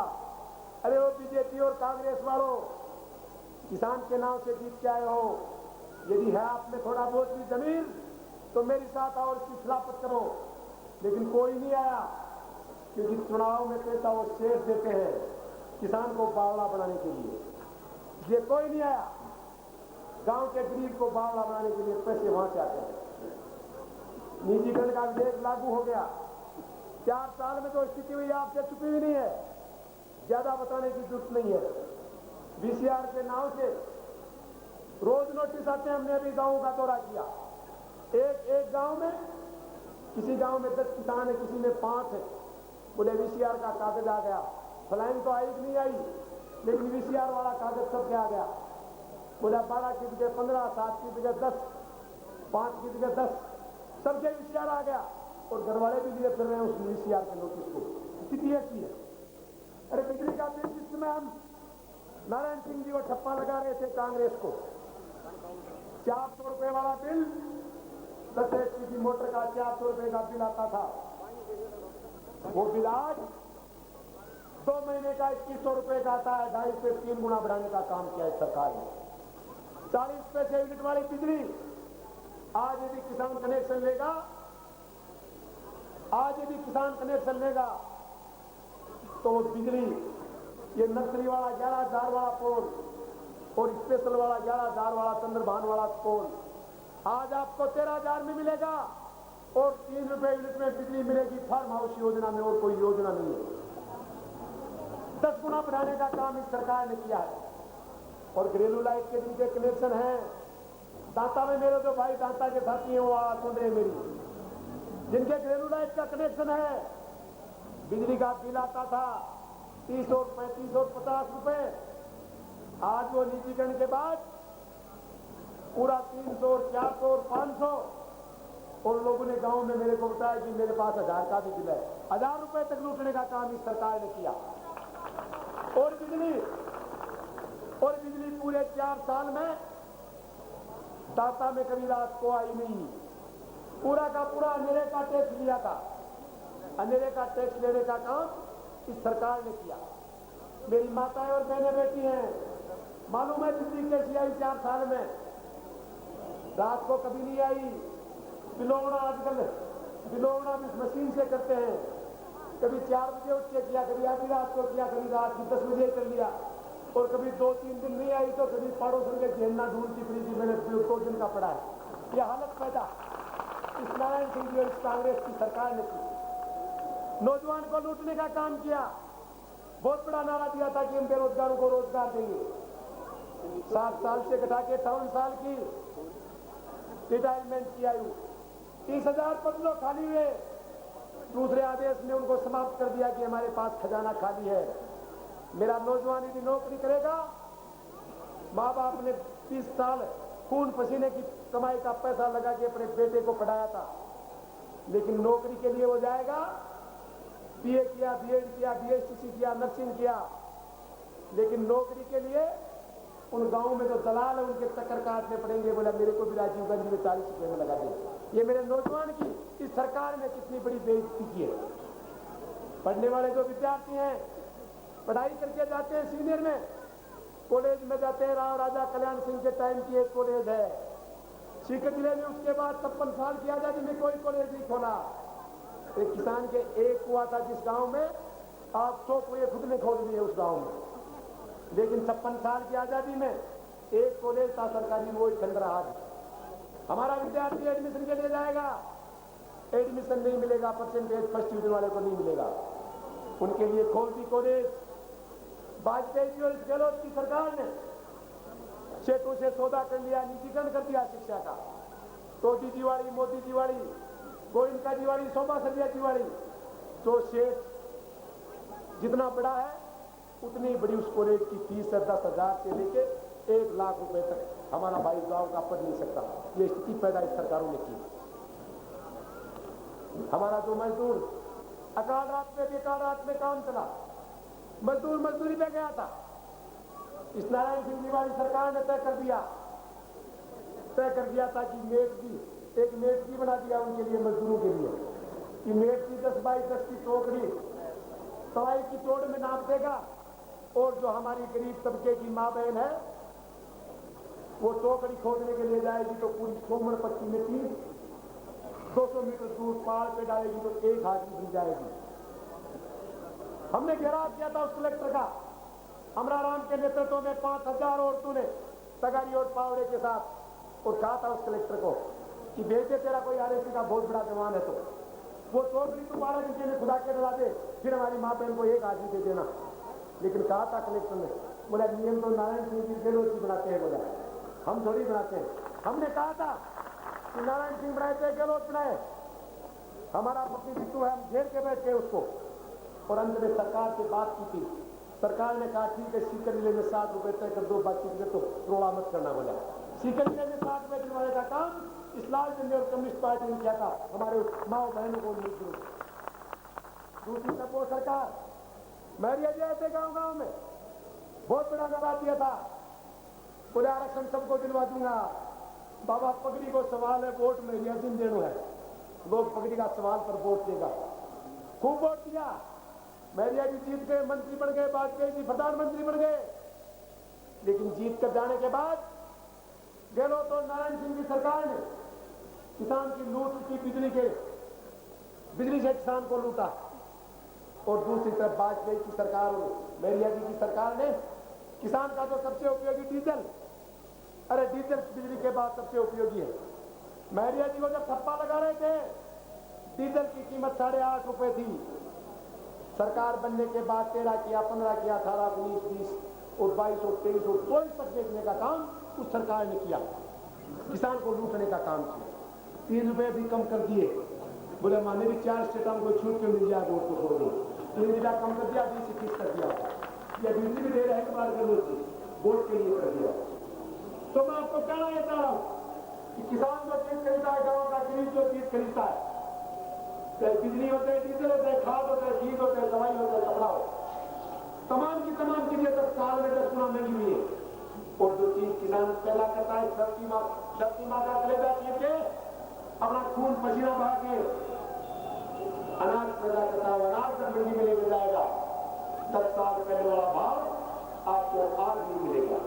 बाजरे के सवाल में राजनीति की, किसान से किताब भी मंगाई, पास हो जाओगे, काला है, धोड़ा है, और दे भी गया तो तारने में डाल दिया, पूरा का पूरा नीचे मिल गया, किसी का नहीं दिया, मतलब किसान को पल्लू बनाने का काम सरकार ने किया।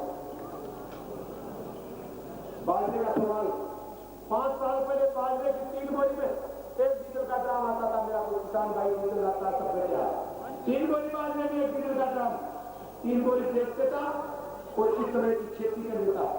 लेकिन आज भी वो किसान डीजल लाने जाएगा तो अपने खेत का पूरा बाजरा और पड़ोसी की 5 बोरी ले जाएगा तो भी डीजल खाली रह जाएगा, ड्राम खाली रह जाएगा और घर में खाने के लिए बाजरा बचेगा नहीं। ये स्थिति सरकारों ने पैदा की है। किसने पैदा की है स्थिति? इन लोगों ने पैदा की है। अरे हमने वोट दिया था नारायण सिंह जी को, लेकिन कितनी बेहतरी के पक्ष में हाथ खड़ा किया कांग्रेस ने। हमने वोट दिया था मेरिया जी को, लेकिन बीजेपी वालों ने डीजल बेचने के पक्ष में हाथ खड़ा किया, गांव के गरीब और किसान की तरफ नहीं किया। अब आएंगे विकास के नाम से, बहुत बड़ा नारा देंगे हमने विकास किया। विकास मेहरिया जी ने पेट्रोल पंप बना लिया दांता से लेकर झुंझुनू तक, कि मेहरिया जी का है। खुद का विकास कर लिया, नारायण सिंह जी ने विकास कर लिया। दातारामगढ़ पंचायत समिति को बाप बेटे की जागीर बना के जो भ्रष्टाचार किया है, अरे जिस सरपंच ने पूरा का पूरा कमीशन प्रधान के थ्रू तय कर लिया, उस सरपंच को पूरे कांकरे मिल गए। काम नहीं मिला, कांकरे मिल गए। मैं बताना चाह रहा हूं कांकरे की बात। एक सरपंच मिल गया था मेरे को दौरे में, अभी गांव में गया। सरपंच को मैंने कहा, सरपंच जी भाई कायदा है, चुनाव लड़ रहे तो सरपंच जी से बात करें, सरपंच जी वोट दिलवाना देना। तो सरपंच जी ने कहा, देखो दिलवाबल तो बात ही कोई, जो गांव का तो खुद असर उड़ाएगा था होगा क्यों। अब ये बड़ी बात है। देखिए मैं बोले ठीक है क्यों ठीक है कि बीएससी ठीक है क्यों माता वो हाथ जोड़े आप तो बोल रहे वो बीएससी ठीक है, वो बीएससी अच्छे समझो क्यों, वो तुझे समझा तो क्या समझा। बोले देखो अकाल रात में 5-10 लाख कमाए जो मान दो बंक साड़ी रहनी पड़ती। तो मैं कहना चाहता हूँ भ्रष्टाचार का यह आलम है। अरे हमने सरपंच बनाया था, गांव का चौकीदार बनाया था कि हमारे गांव की चौकीदारी करेगा। गांव का शिक्षित और जो प्रबुद्ध नागरिक जो सबसे ईमानदार है उसको सरपंच बनाया हमने। लेकिन खुद खा गया 10 लाख 5 लाख, फिर खुद खा गया तो प्रधान जी भी खा गया, फिर सीएमजी रेंज जी भी खा गया, फिर बीडीओ जी भी खा गया, फिर एमएलए जी भी खा गया, मंत्री जी भी खा गया, ऊपर तक भी खा गए। तो फिर बोलो फिर दाता वालों का पैसा कहाँ गया? फिर कहाँ करे पाते आएंगे पैसा तो लोग खा गया। ये हालत गाँव गाँव में की है। आप देखते हैं, आप लोग आज तमाम लोग उन ग्रेवल सड़कों से आए। अरे ग्रेवल सड़कें कैसी होती है? 9 इंची का माल डालते हैं, उसमें पानी डाल के उसको लेवलिंग करके 3 बार रोलर फेंकते हैं। 30 साल नहीं जाएगी वो गांव की रोड। लेकिन ग्रेवल सड़क बना दी, ट्रोला चालू कर दिया, पीछे गिरती गई माटी, और फिर दूसरा ट्रोला चालू कर दिया, बीच में खाता एक रह गया तो रह गया, और वो वैसे के वैसे पड़े। आप देख लो, आप कांकरे पड़े, ठोकर खा के लोग पत्ते गोड़ा पड़ा के आ जाते हैं। ये हालत हुई है। तो मैं कहना ये चाह रहा हूं, इन दोनों सरकारों ने चाहे हम सरपंच को चुने, चाहे एमएलए को चुने, चाहे एमपी को चुने, वोट हमारा और लूट में हमारी इन लोगों ने आज तक ये किया। अब आएंगे वो गांव गांव में, वो गांव में दाल लगाया था पाजा अमराराम जी की छोटिया था, वो वही पेजू, वो पेजू था। किसान हो, खेत के माए हो, बड़े दुख हो जाए, दाल बाटी दे बना ले तो और निनान कर ले तो। लेकिन दाल रोटी बना लेकर दिया, किसान ने ग्राम निनान करवा उसका दोपहरी माया दाल रोटी लादी को नहीं सिखा कमाए लेकर दियो। दाल रोटी नहीं लाती में देखो काम कर रहा होगा, भूख दिला के रात को भी हो लाई दाल चारी में देखो खोज भी को नहीं सारा पाजे बंदी हो गया, दाल ला गई उठाई गई फिर पजा के लागो। और समाज को समझदारों भाग रहा है, चलो भाई पजा किया हमारे, चलो यार हमारे में कहीं जो दाल रोटी खाएगो चलो खुल हो गए, क्यों खुल तो बोली क्या दाल रोटी भी छिका नहीं की जरा क्यों खाएगो क्यों नहीं खाएगो किसान को कि ठीक है खाएगो तो खाएगो। अब दूसरे जोड़ो वो तो पोर में लो छिका के मारे मेहनत चले दियो। अब किसान को पड़ोसी हो समझदारों की कभी समझ सुबारो काम हो गए, पाजा के दाल लाग दी रोटी को नहीं गड़बड़ का जल्दी का टेंशन हो तब वो आराम से ध्यान हो देखो ना टेम पर आयो वो माता जी डूंगरा में काला मुंडा भक्कर है तालाब भाकर आयो लगाई छलांग दाल रोटी कट कर गो जातो भी पाजा का हाथ डाल को पाजा मुंडा लगा भागो हटाओ। अब पड़ोसी देखो किसान और वो दाल रोटी नहीं लगी उनकी पाजा पर उठानी पाजा दाल लगी किसान समझदार हो आता हूँ पार्टी आज मत मार दीजिए ममता के वो कह क्यों दाल रोटी पर क्यों चटकर का क्यों मकर वो तालाब मकर पाजा के दाल लगाए क्यों मारे देखो दाल रोटी बनाई तो नारायण सिंह जी मेरिया की साथ चक्कर का और गांव गांव में पाजा पाड़ मिला बिना थोड़ी थोड़ी लगाती और दाल लगाती।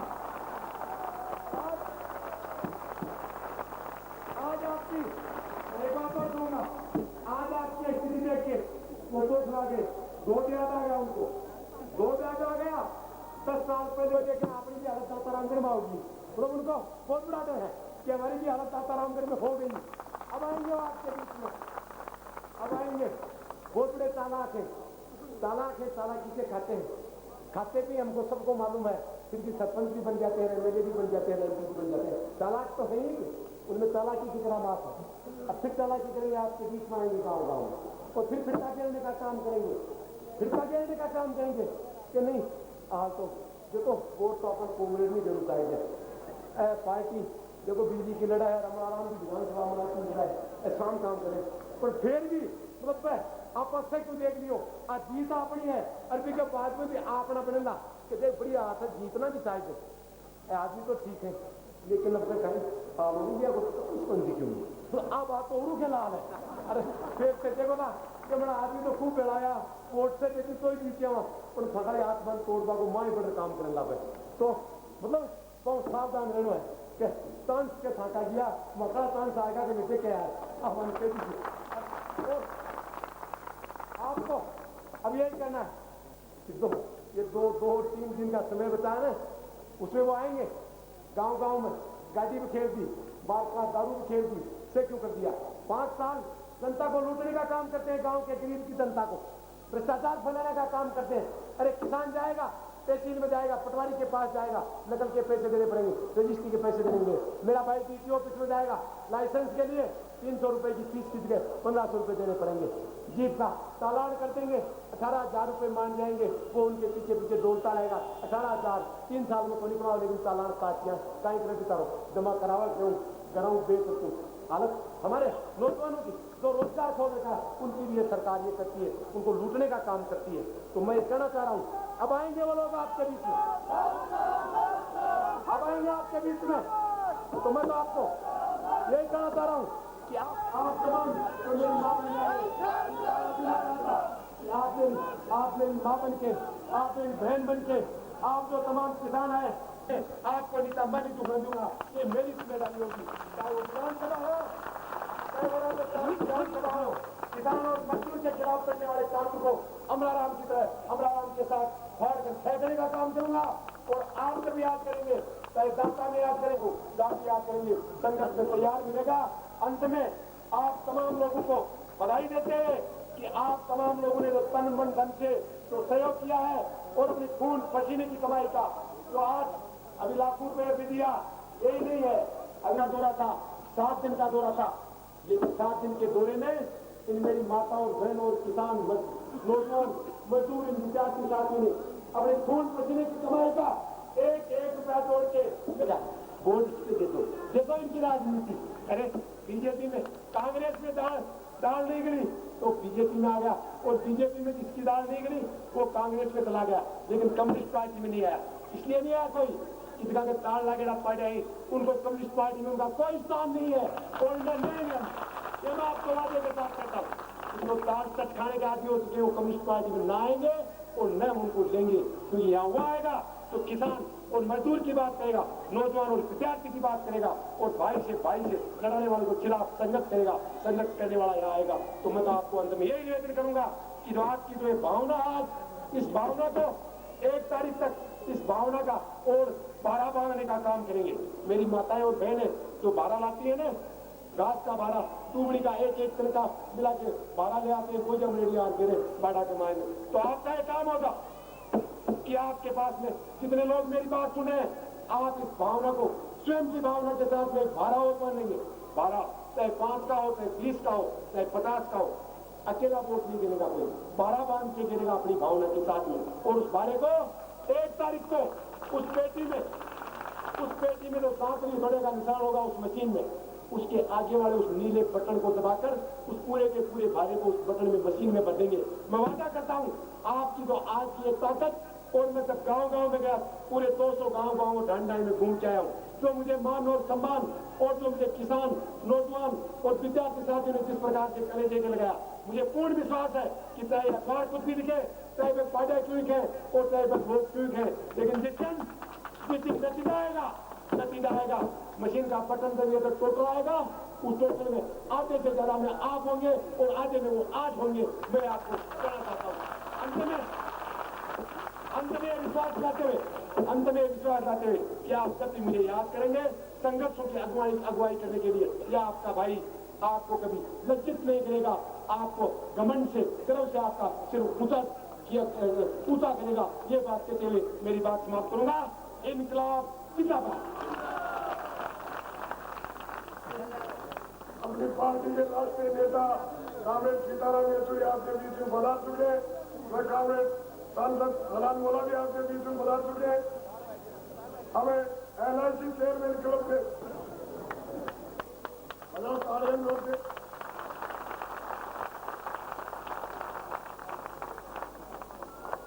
हमें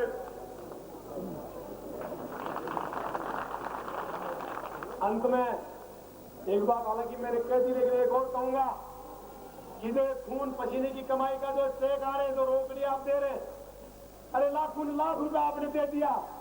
और आपसे निवेदन ये करना चाहूंगा कि जो उन भ्रष्टाचारियों का और लूट का जो पैसा करोड़ों रुपए वो लगाएंगे, उन करोड़ों रुपयों को ये चेक उनको काटने का काम करेगा। ये विश्वास मैं आपको दिलाऊंगा। इस विश्वास के साथ धन्यवाद। नेतागण और दोस्तों, माता और बहनों, पिछले 27 साल से लाल झंडा का मुख्यमंत्री है और लाल झंडा का सरकार है। पश्चिम बंगाल में जनता के दुश्मन जो कांग्रेस कर रहा है, उसी वाजपेयी जी का पार्टी भारतीय जनता पार्टी आज तक पश्चिम बंगाल में खाता खोल नहीं पाया है। तो एक धरती है जहां कांग्रेस को छुट्टी करवा दिया और भाजपा को खाता बंद कर दिया। उसी पश्चिम बंगाल की ओर से आपको लाल सलामत। आप भी उसी लड़ाई में आगे बढ़ रहे हैं और मेरी उम्मीद है ये लड़ाई वो तो राजस्थान और भारत का परिवर्तन नहीं कर सकती, मगर जयपुर से जब निकलती तो रानी का साड़ी पहन के निकलती और जब उदयपुर चले जाती तो लहंगा चोली पहन के आदिवासी बन जाती। दिन में 4 पोशाक बदल के पोशाक को परिवर्तन कर सकती, मगर राजस्थान का कोई परिवर्तन नहीं कर सकता। राजस्थान के परिवर्तन करने का मालिक आप है, आप सब कर सकते। राजस्थान में जिस तरह आज संघर्ष शुरू किया है, ये एक नया मिसाल है। आपको मालूम होगा पश्चिम बंगाल में जब सन 92 में पहले चुनाव हुआ था, उस चुनाव में 2 लाल झंडा का सिपाही पहुंचा था पश्चिम बंगाल के असेंबली में। एक के नाम ज्योति बसु और एक के नाम था रतनलाल। 1952 से लेकर सन 67 से 15 साल के अंदर 2 लाल झंडा के सिपाही पश्चिम बंगाल के असेंबली को कब्जा कर लिया और पहले लाल झंडा का सरकार बना दिया था। तो इसलिए आज राजस्थान में एक सही विरोधी पार्टी आप बनाएंगे तो अगले 10 साल के अंदर राजस्थान पूरा लाल हो जाएगा।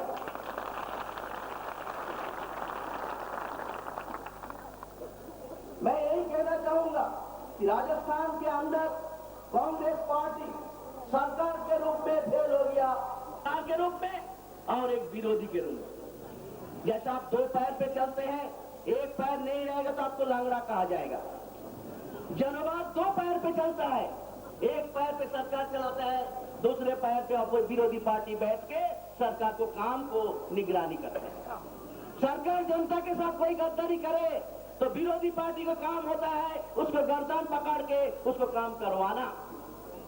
मगर पिछले 5 साल सरकार जैसा सांप्रदायिक हिंदू मुसलमान को दांगा रोका, ना पशु को चारा दिया, ना कोई अच्छा काम, ना बेरोजगार के हाथ में काम दिया। ये सरकार पैरा मास्टर बनाया, पैरा टीचर। जो आप लोग सब मिलकर इसको पैरा गवर्नमेंट बना दिए, कांग्रेस को भी पैरा बना दीजिए और बीजेपी को भी पैरा बना दीजिए। आज राजस्थान के अंदर मैं कहना चाहूंगा जो बीजेपी विरोधी पार्टी में बैठता था, मगर गुजरात नहीं बनेगा, हरियाणा नहीं बनेगा, शायद बंगाल, केरल, त्रिपुरा बन जाएगा। आपको गुमराह करके रखा जाता है। अखबार पढ़ो, अखबार में लिखता है कांग्रेस और भाजपा, और कोई नहीं है। ये गुमराह करने का साजिश है मीडिया का। आपको असल खबर नहीं देता है। भाजपा को जैसा 3 राज्यों में सरकार है, हमारा भी 3 राज्यों में सरकार।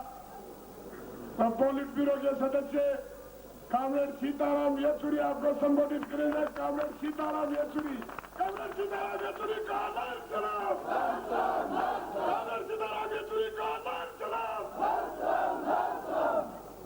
इस सभा के अध्यक्ष और मंच पे बैठे हुए हमारे नेतागण और बुजुर्गों, बटन दबाकर 1 तारीख को जरूर ये वोट डालने का काम जरूर करिए। लेकिन यहाँ पर आने से पहले दिल्ली में बहुत सारे लोग हमसे यही पूछा करते थे कि राजस्थान में क्यों जा रहे हो आप? वहाँ पर तो दावा सरकार बनाने का भाजपा या कांग्रेस करता है, तो किस वजह से राजस्थान में लाल झंडे की प्रचार के लिए जा रहे हैं? हम उनको वही जवाब दिए जो जवाब यहाँ पर आकर आज सुबह से यकीन हो गया सीकर जिले में, कि जैसे आपने सुना, जैसे भारत के अंदर लाल झंडे के किले जो है पश्चिम बंगाल है, आज राजस्थान के अंदर सीकर जिला जो है उसी तरीके से लाल झंडे का किला बन चुका है। वही बनाने के लिए जो है क्योंकि ये चुनाव आपने सुना, लाल झंडे की आवाज जब पहुंचेगी विधानसभा में तो उसके आधार पर किस तरीके से आम जनता की रक्षा ही नहीं, उनके हित और मांगों का पूरा करने का संघर्ष जो है किस तरीके से तेज होगा। लेकिन आज मेरे दोस्तों, ये चुनाव जो हो रहे हैं ये सिर्फ मामूली आपके विधानसभा तक सीमित चुनाव नहीं, इन चुनावों का प्रभाव पूरे देश की राजनीति पर पड़ने वाला है। क्योंकि जिस तरीके से संकट से आज हमारा देश गुजर रहा, शायद आजादी के बाद इस तरीके की चुनौतियां हमारे देश के सामने नहीं आई। पिछले 40-45 साल से कांग्रेस का राज रहा, उसके बाद ये 5-6 साल से ये भाजपा का राज रहा। इसके चलते हुए जितने भी वादे ये सरकारें की, वो काम ना करने की बात छोड़िएगा, देश की हालत आज इतनी बुरी और इतनी संकटशील हुई, उसको भी हमें समझने की जरूरत है। आज ये सवाल हम सबके सामने है, इन चुनावों के अंदर भी, क्या इस भारत को हम बचा पाएंगे कि नहीं? आज इस भारत को तोड़ने की पूरी कोशिश की जा रही है सांप्रदायिक ताकतों की तरफ से। दंगे फसाद ये सब फैलाते थे।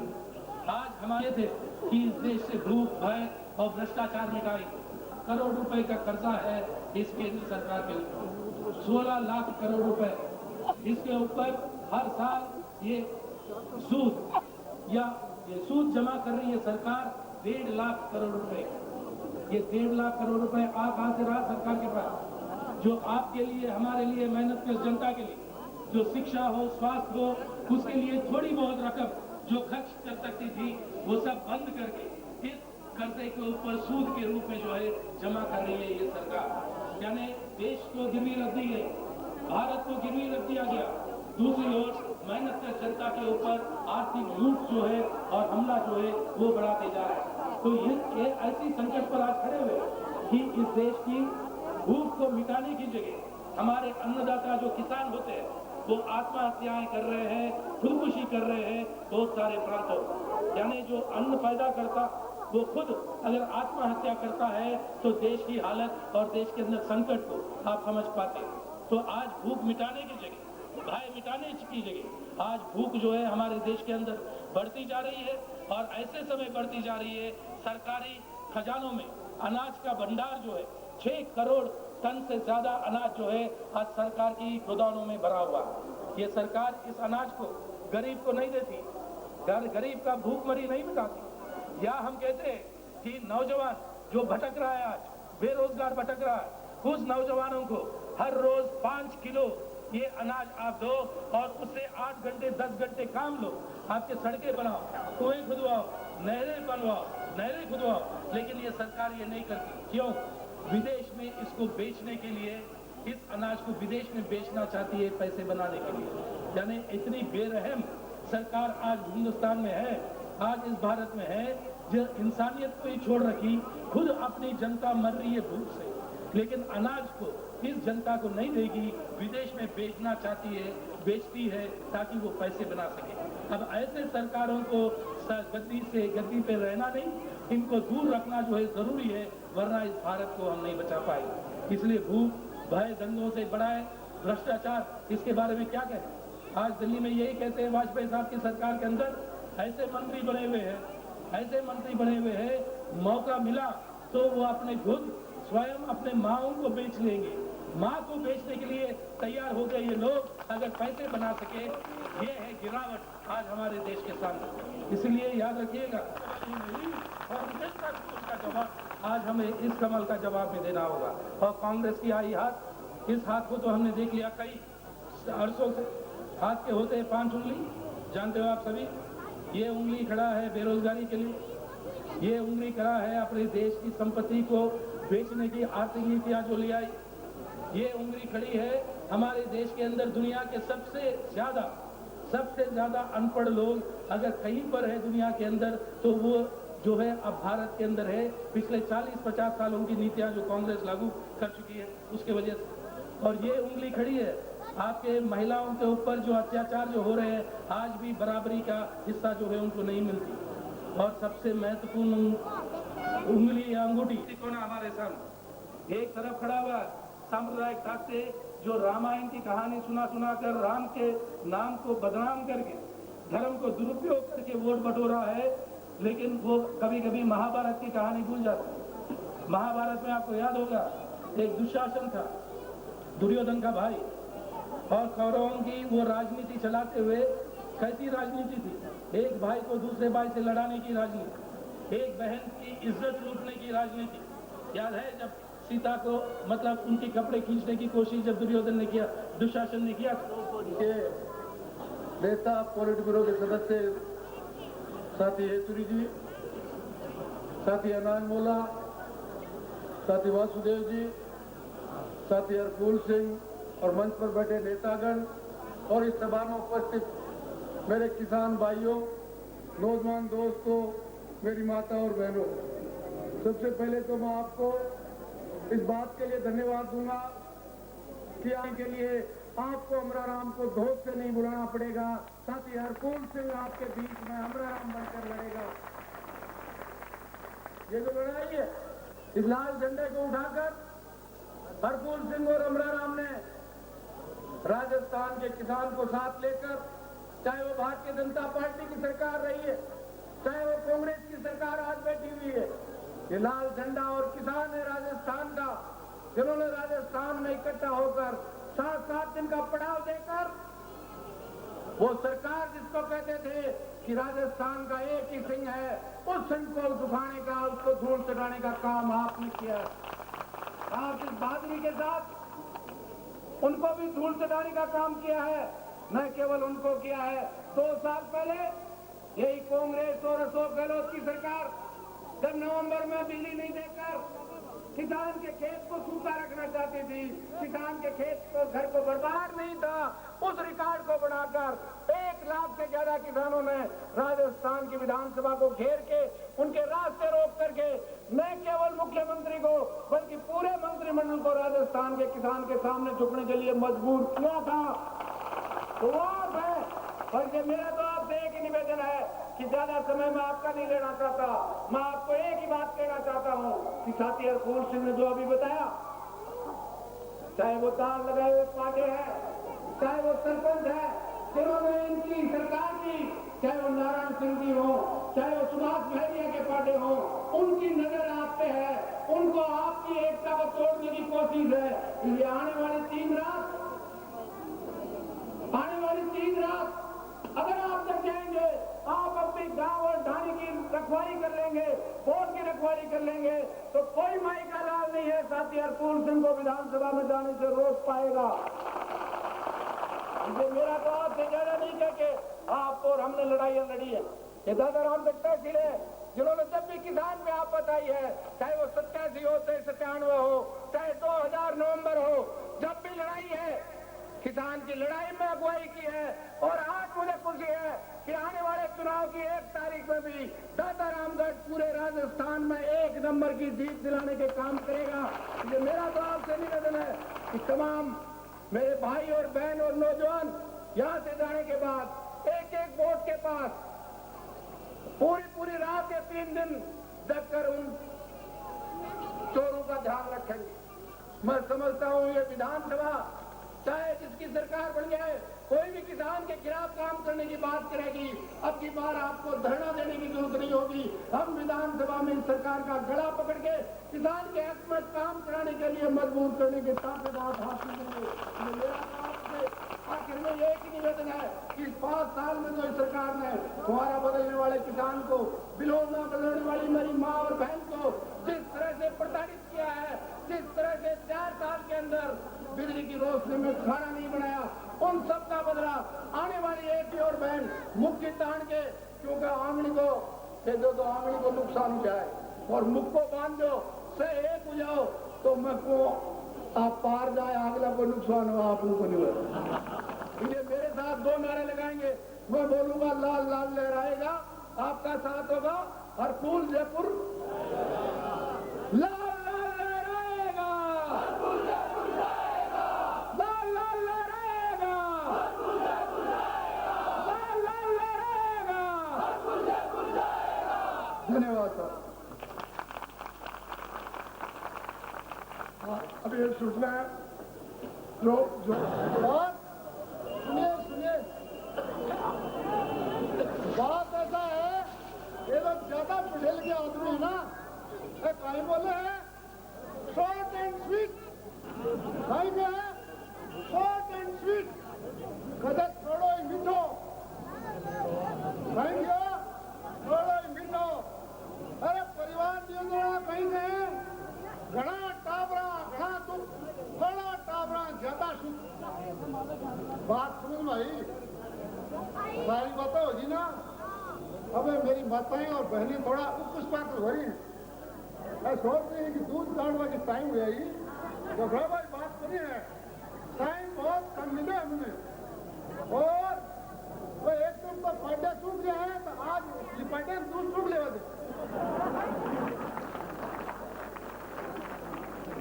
यहाँ पर दूर दराज से आए हुए महानुभाव, मेरी माता और बहनों, मेरे को थोड़ा शक है, बीच में गुसर पुसर हो रहा है कि हरपुर जी खुर्सा है, हरपुर जी खुर्सा है, हरपुर जी प्लीज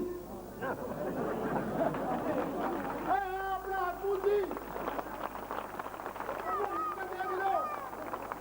कटे भी मिल जाए बाजार में, रोड पर, कुआ में, खेत में, बाजार में, तो दुआ सलाम तो कर लीजिए। आपने कहे है 10 शादी मांग नहीं, जब करोड़ बार बड़ा है तो क्या है, सासू निर्ख जमाई कहीं गए हैं, सासू निर्ख जमाई। मेरी माता और बहनें गौर कर लो, यहाँ सासू निर्ख जमाई नहीं है, यहाँ है वोटर निर्ख कैंडिडेट।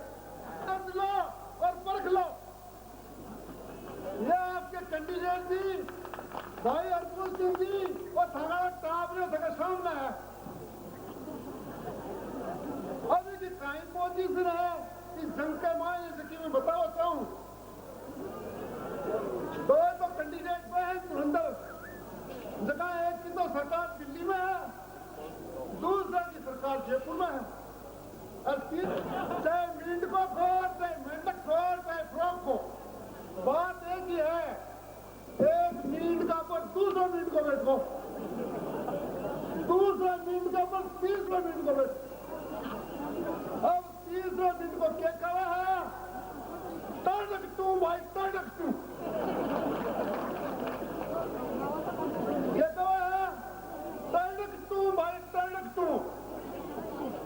क्यों सासू ऊपर बैठा दो दाब लियो, अब बीच में एक मिनट को है, वो क्या बोला है, खुशी नहीं भाई कम नहीं, खुशी तो ये वास्ते बनी कि मेरे ऊपर भी एक बैठा है, और दुख की वास्ते बनी है कि दाबी बैठो। बात समझ में आई बनी?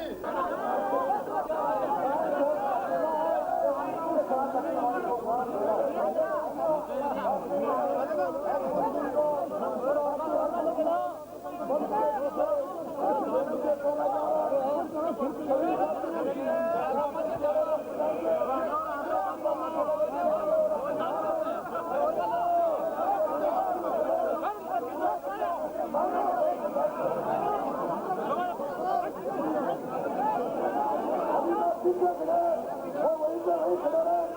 तो मेरी माता बहनों यहाँ से उनसे करने के बाद में वो आगे बढ़ेंगे।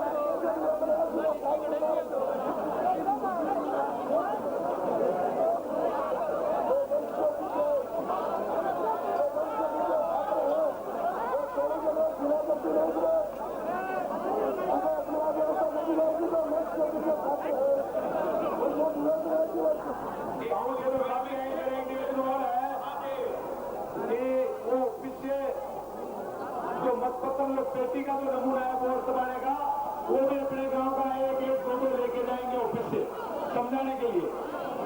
हाँ, तो आपको दोनों के इंतजार एक बार मिलते जाएंगे। तो ये याद रखेंगे कि जो पेटी का नमूना है वोट डालने का कागज पे, वो कागज लेके जाएंगे हर गांव का एक एक फोटो। क्या होगा?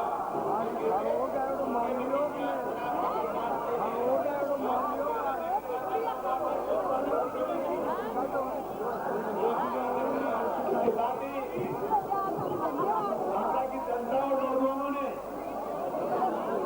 अभी तो केलू से तोला और केलू से तोड़कर और इस महायुद्ध को लड़ने में जो तन मन धन से सहयोग किया, चाहे वो रुपए से हो, पैसे से हो, गाड़ी से हो, बेड़े घोड़े से हो, बस से हो, पूरा का पूरा सहयोग किया। उसके लिए मैं और कम्युनिस्ट पार्टी मार्क्सवादी आभारी है और आप तमाम लोगों को बहुत बहुत धन्यवाद देते हैं कि इस महायुद्ध को जीतने के लिए आपने तन मन धन बस सेवा गाड़ी सबसे सहयोग दिया। इसके लिए आप तमाम भाइयों को हमारी पार्टी और मेरी ओर से बहुत बहुत धन्यवाद। इंकलाब जिंदाबाद। आप सब लोग से बोलेंगे इंकलाब जिंदाबाद, इंकलाब जिंदाबाद।